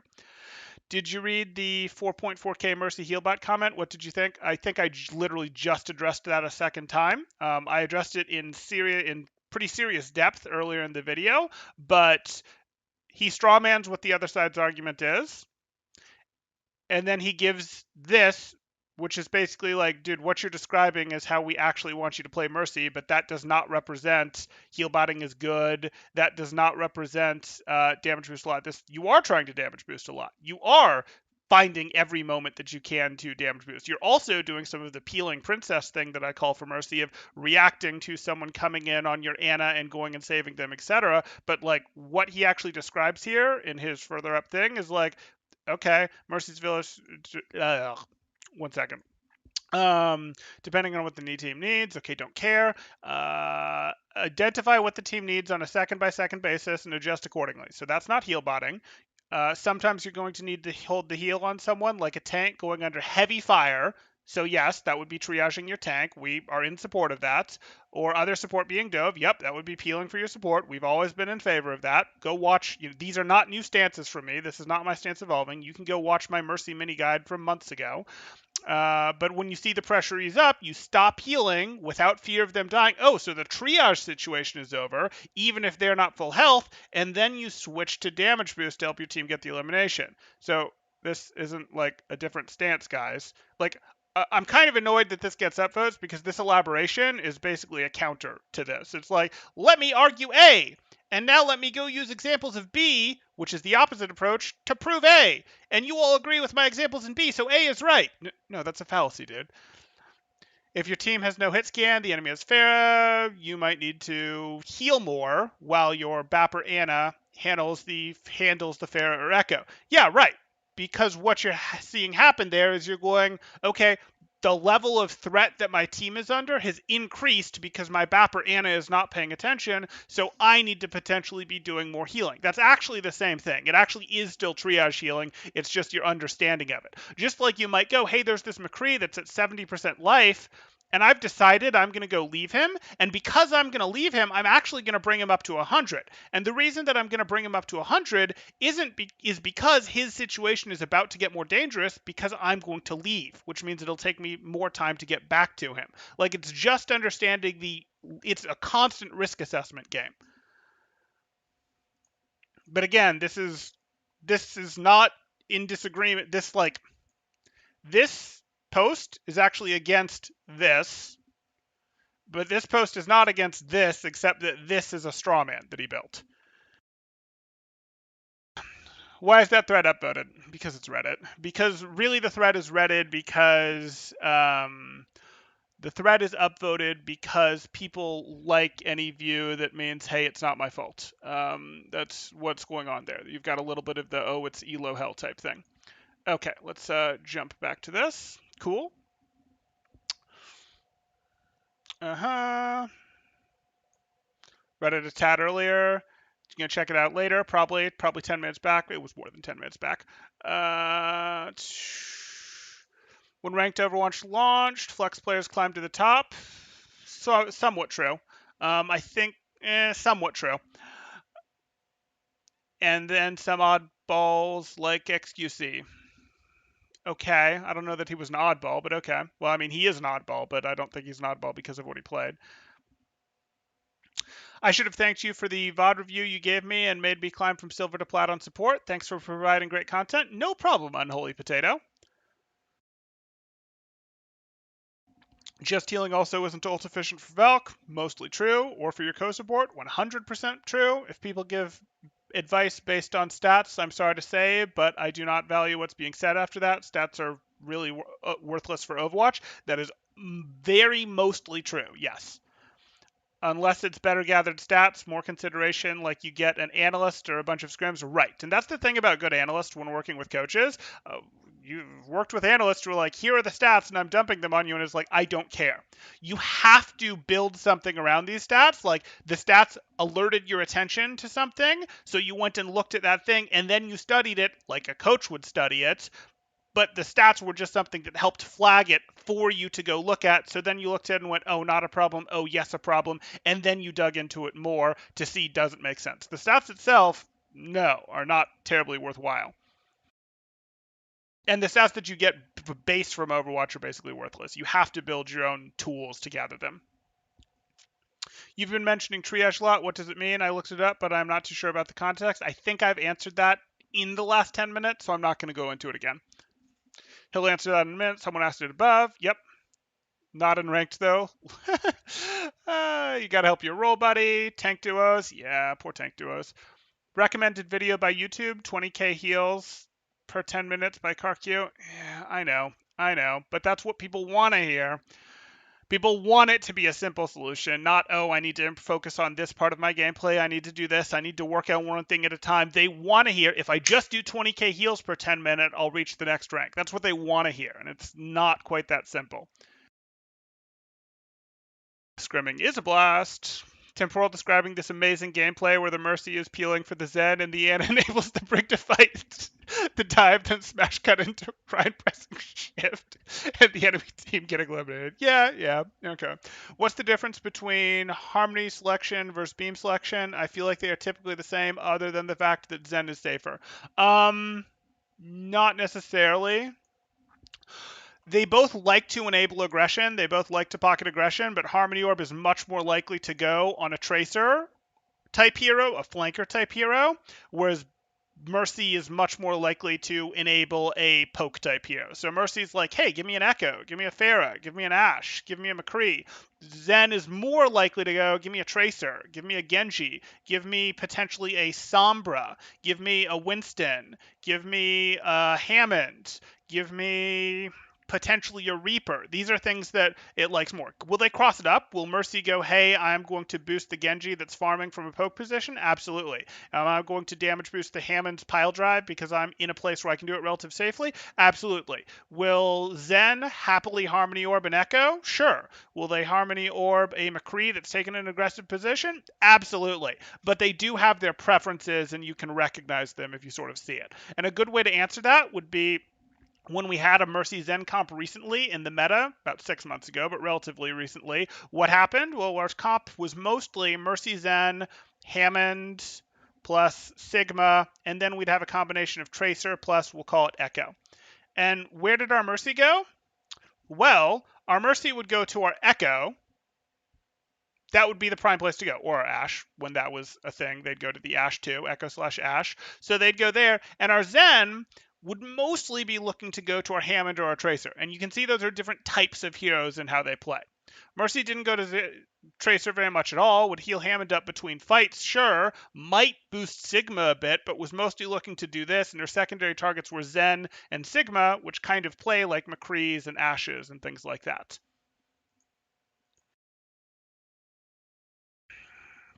Harmony selection is which allows for a diver to get more value than Mercy. Right. Mercy, you pull a damage boost someone who has a good angle. You got it. Playing Widow with a Mercy, you can trust in scrims, is absolutely amazing. Not because of damage boost, but because it allows you to play more aggressively. Yes, absolutely.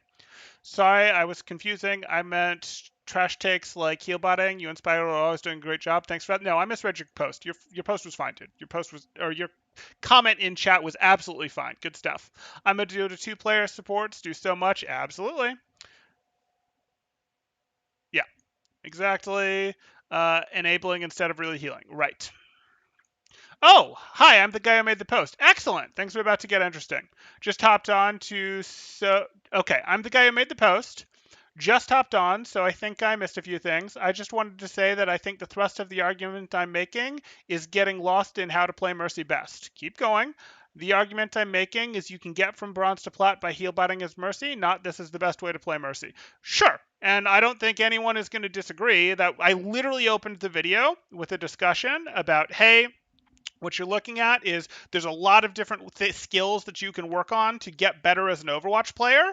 And some of these skills are things that are related to damage boosting. And some of these skills are things that are related to your own team, your own survivability. And some of these skills are related to ult timing. And some of these skills are related to X. And your total value of skills will find you a place on the ladder. So yes, you could completely ignore all of the damage boosting skills and just focus on your survival and you're getting your Valk timings right and your shot calling and things like that and get to 2700. You could absolutely do that, no question. But that's not actually your argument. That's you retreating back. You're putting up what's known as a Mott Bailey here, where you're setting up a somewhat reasonable. You're setting up you're making an unreasonable claim, which is in this paragraph here, which is the best way to do it is to go do this heal bot only stuff. And then when your unreasonable position gets attacked, you're retreating into a more reasonable position of you can go from bronze to plat. You can go from bronze to plat. And that's exactly what you're coming in here to do now, which is fine. I understand it. It's a common argument tactic. You see it all the time.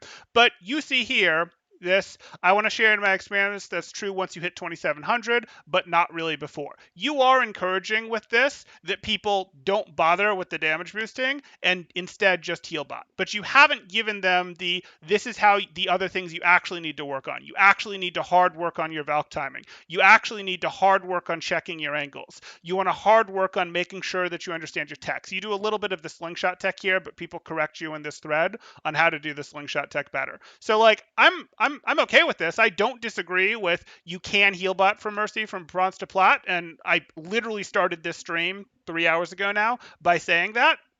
But I want to be perfectly clear that you are going further than that. You are not saying it's theoretically possible. You are encouraging that it's the better way to do it, and that people shouldn't focus on getting good at the damage boosting until they're better. And no, that's not a good argument. Okay, I'll intentionally go through and try to address your stuff here, though. If you keep making comments, I will intentionally go find your comments and keep responding to them. So please chat away. The argument is I'm making is you can get from bronze to plat heal botting as Mercy, not this is the best way to play Mercy. Well, you're not saying this is the best way to play Mercy in general. You're saying this is the best way to play Mercy up to plat. And you are saying that. Like, we can see subtext. We're not blind. Zen is probably the best healer to climb out of low Ela. Oh, let's jump to yours, actually. Where's he looking at the chat? I'm catching up. I'm caught up to you now. Oh, and I'll anticipate well, we should teach people how to play Mercy only argument. Okay. I work in learning and development, and I find a lot of Overwatch advice is very nuanced and situational specific, and frankly not good in terms of modifying people's behavior. A lot of who's.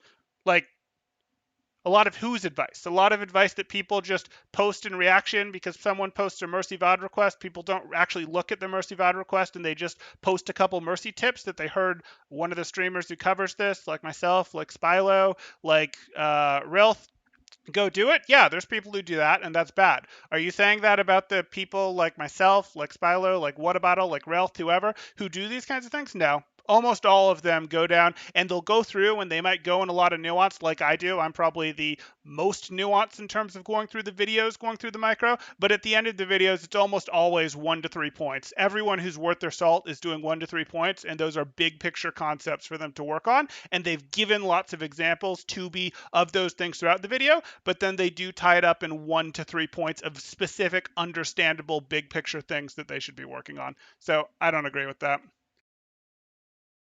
Okay, if you keep responding, Toro, I will happily keep jumping to the bottom to respond to you. I'm going to prioritize your comments over everything but super chats, at least unless you go, off the deep end, etc. But I am going to keep reading other stuff until I see more from you. Okay. I would never torture myself by playing Mercy in lower ranks. Would rather flank Zen. Well, yes, Blue, but you would never be stuck in low ranks for very long on Zen. Uh, Zen is probably the best healer to climb out of low elo with if your positioning aim is on point and your Discord slash heals. Yeah, Zen is just pretty crazy, high impact, especially when TTK is pretty high. You would just abuse people not getting cover and off angling for free limbs. Yes, Blue, we know. You are quite a bit better than the average Overwatch player, though. This is a nice change of pace from our usual reviews. I want to see more misinfo busting. Thank you. I'm glad to hear it. If you or other people are enjoying this, please do hit that like button. And if you guys want to know when these things go live so you can be here for them, join my Discord, and in there, go to the get notifications spot, react, you'll get the watcher roll, and then you'll get Discord pings when I go live, and you can check the topic to see if it's something you want to participate in. Only stat that matters is win rate, basically. Once you're looking at the chat. Okay, we're caught up. We're going to go and jump back here. Well, I think having an easy strategy to get to Plat is worthwhile because the game is more fun in Plat, in my experience. The game only gets more and more fun as you get higher because it starts to be more of the cohesive team game. Get to Plat, start working on the sophisticated skills in a more fun environment. So, sure, but you haven't actually told people how to get to Plat. You've told them abandon this damage boost and healing is all you need to do.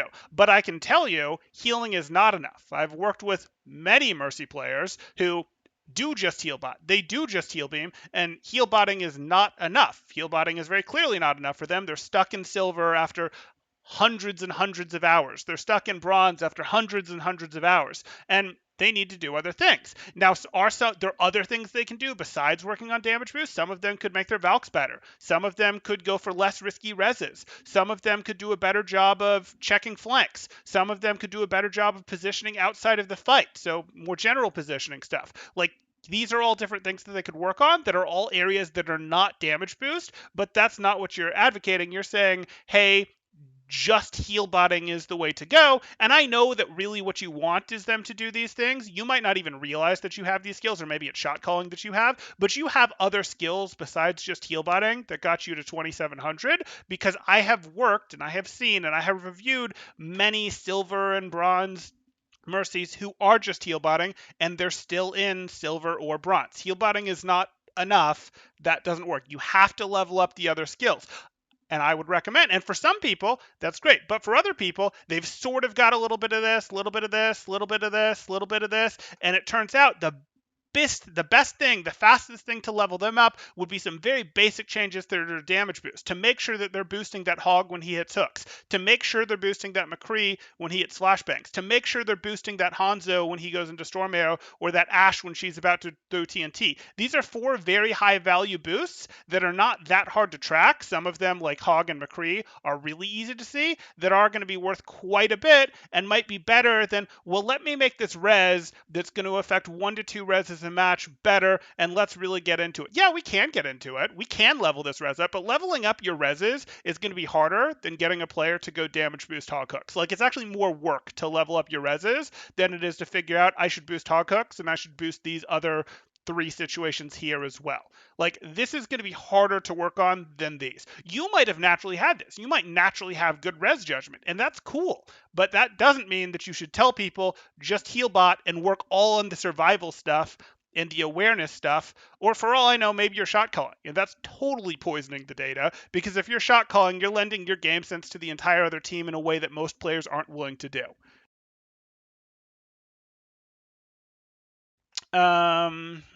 Get to Plat, start working on more sophisticated skills in a more fun environment. Yeah, people like the game more as they get better, and then eventually they figure out that the environment is even more fun if they go scrim, which is really what they should do. Agree on that. I probably could have elaborated on Healbot being those range of skills. Well, right, it is these range of skills, but again, working on some of these skills, like checking flanks is a relatively easy skill, and it's got some value, but it's not extreme value. It's not going to be enough by itself. So like, it becomes these other skills too. And they're not all easy to work on. Like, okay, positioning isn't that hard to fix, but it matters. But you also get into, hey, water can style healing, where, hey, I'm not just healing the Reinhardt to full before moving on to healing the Kree. I might heal the Reinhardt to 50%, then get the McCree to full, then go back to the Reinhardt, things like that. Like, there's a lot of skills in here and you didn't cover them, and really some of this stuff is easier than this other stuff, and you also don't want to spend a bunch of time training yourself playing wrong, because it's harder to untrain yourself from playing wrong. Like, we do really don't want to go people train you in this way that is wrong to get to this place, at which point you can play the game, and then retrain yourself completely in this direction to actually play the game, because it's going to be a hard fall that you hit as you're training, and then you're going to go, oh shoot, what do I do? Do I go back to playing the game like this to get up here? Well, no, eventually you're going to have to figure out how to play the game like this. Like, it really is better to build people's skills in ways where you're not creating roadblocks for them in the future.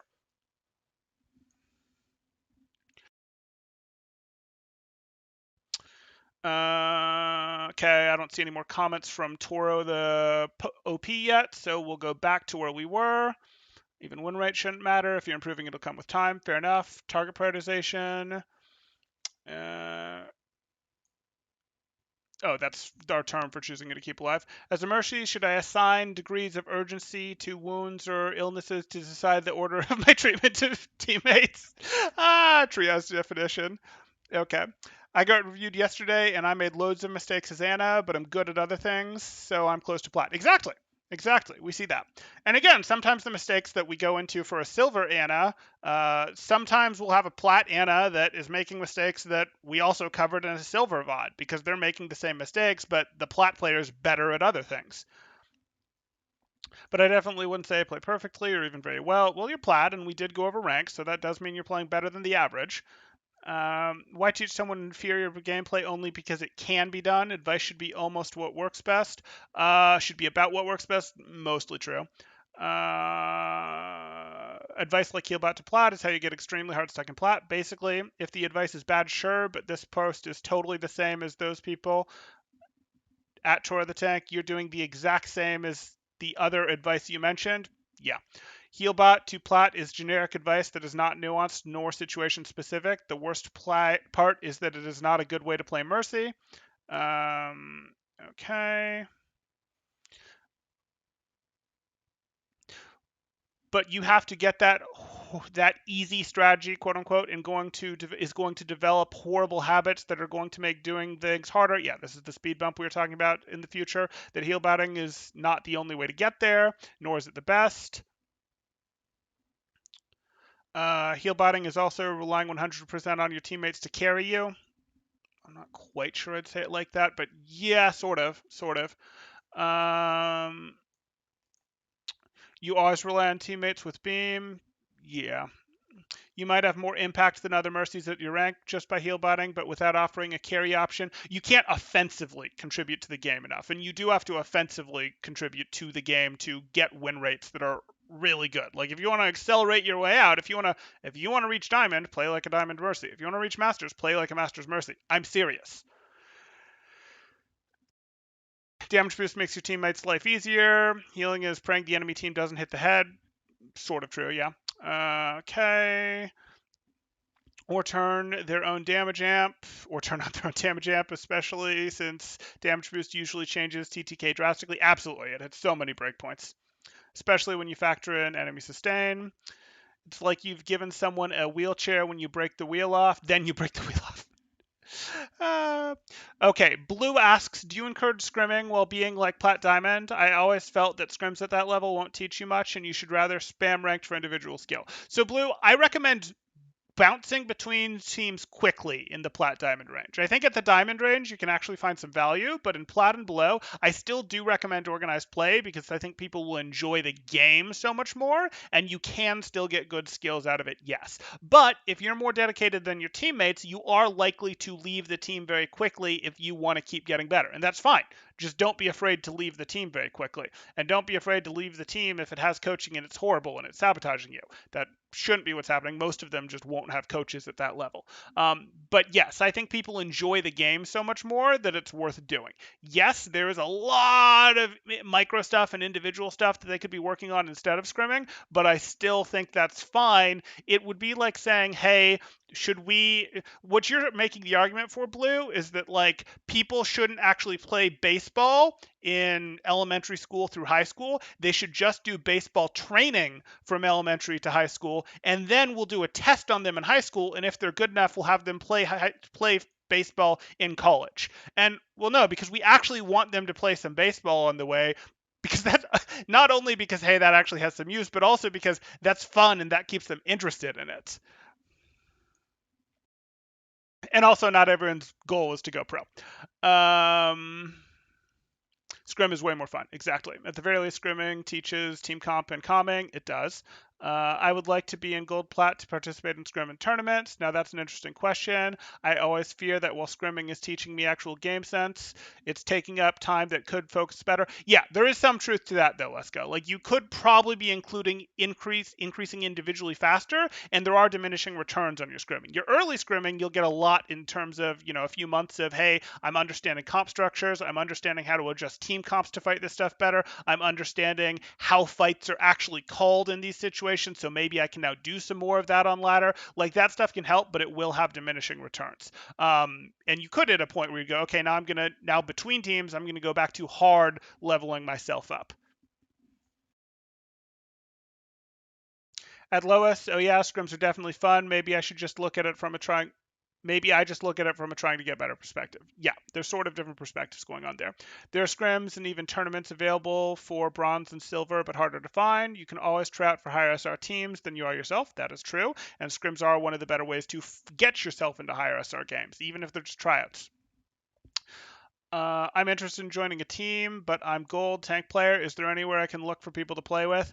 As our Discord gets bigger, maybe here. But in the meantime, yeah, there's a looking for group or looking for team subreddit that exists out there. That most of the big Discords like the OW, competitive Overwatch, most of the big Discord, not most of them, but some of the big Discords for finding scrims will also have, recruiting sections that you can go find teams in. But if you're looking for more of like a gold plat level, you're probably going to look at things like Elo Hell, Get Good is the main one, Scrub Cup, SVB Metal Cup. I don't really like promoting some of my competitors there, but okay. Okay. Thanks, James. Good. Honestly, being a Healbot Mercy might work for low elo, but it's gaining SR more important than getting better. If you feel like your teammate doesn't benefit from damage boost, then don't play Mercy. Okay, there's a take. There's a take. Okay, I think we've really approached the end of this, both from a what's interesting comments wise, from a hey, we've beaten this sort of to its conclusion, and we are good to go here. So again, if you guys are enjoying this content, please do like and subscribe, as that helps out quite a bit. We might have overdone it a tiny bit on this one at more than 3 hours, but I think it was mostly enjoyable, and we only tapered off a little bit at the end there. We got a nice little bit of interest in that the OP came back, and we got to respond to him. So that was interesting. It's always nice to give people a chance to defend their thesis, and I'm happy to do so in most situations. But again, if you're enjoying the content, please do like and subscribe. If you want to see more, if you want to know when these go live, join the Discord, become a watcher in the Get Rolls section, and I think we are good to go. If there's any final things there, I'll give it a moment. I think that's going to do it. Thanks, guys. Temporal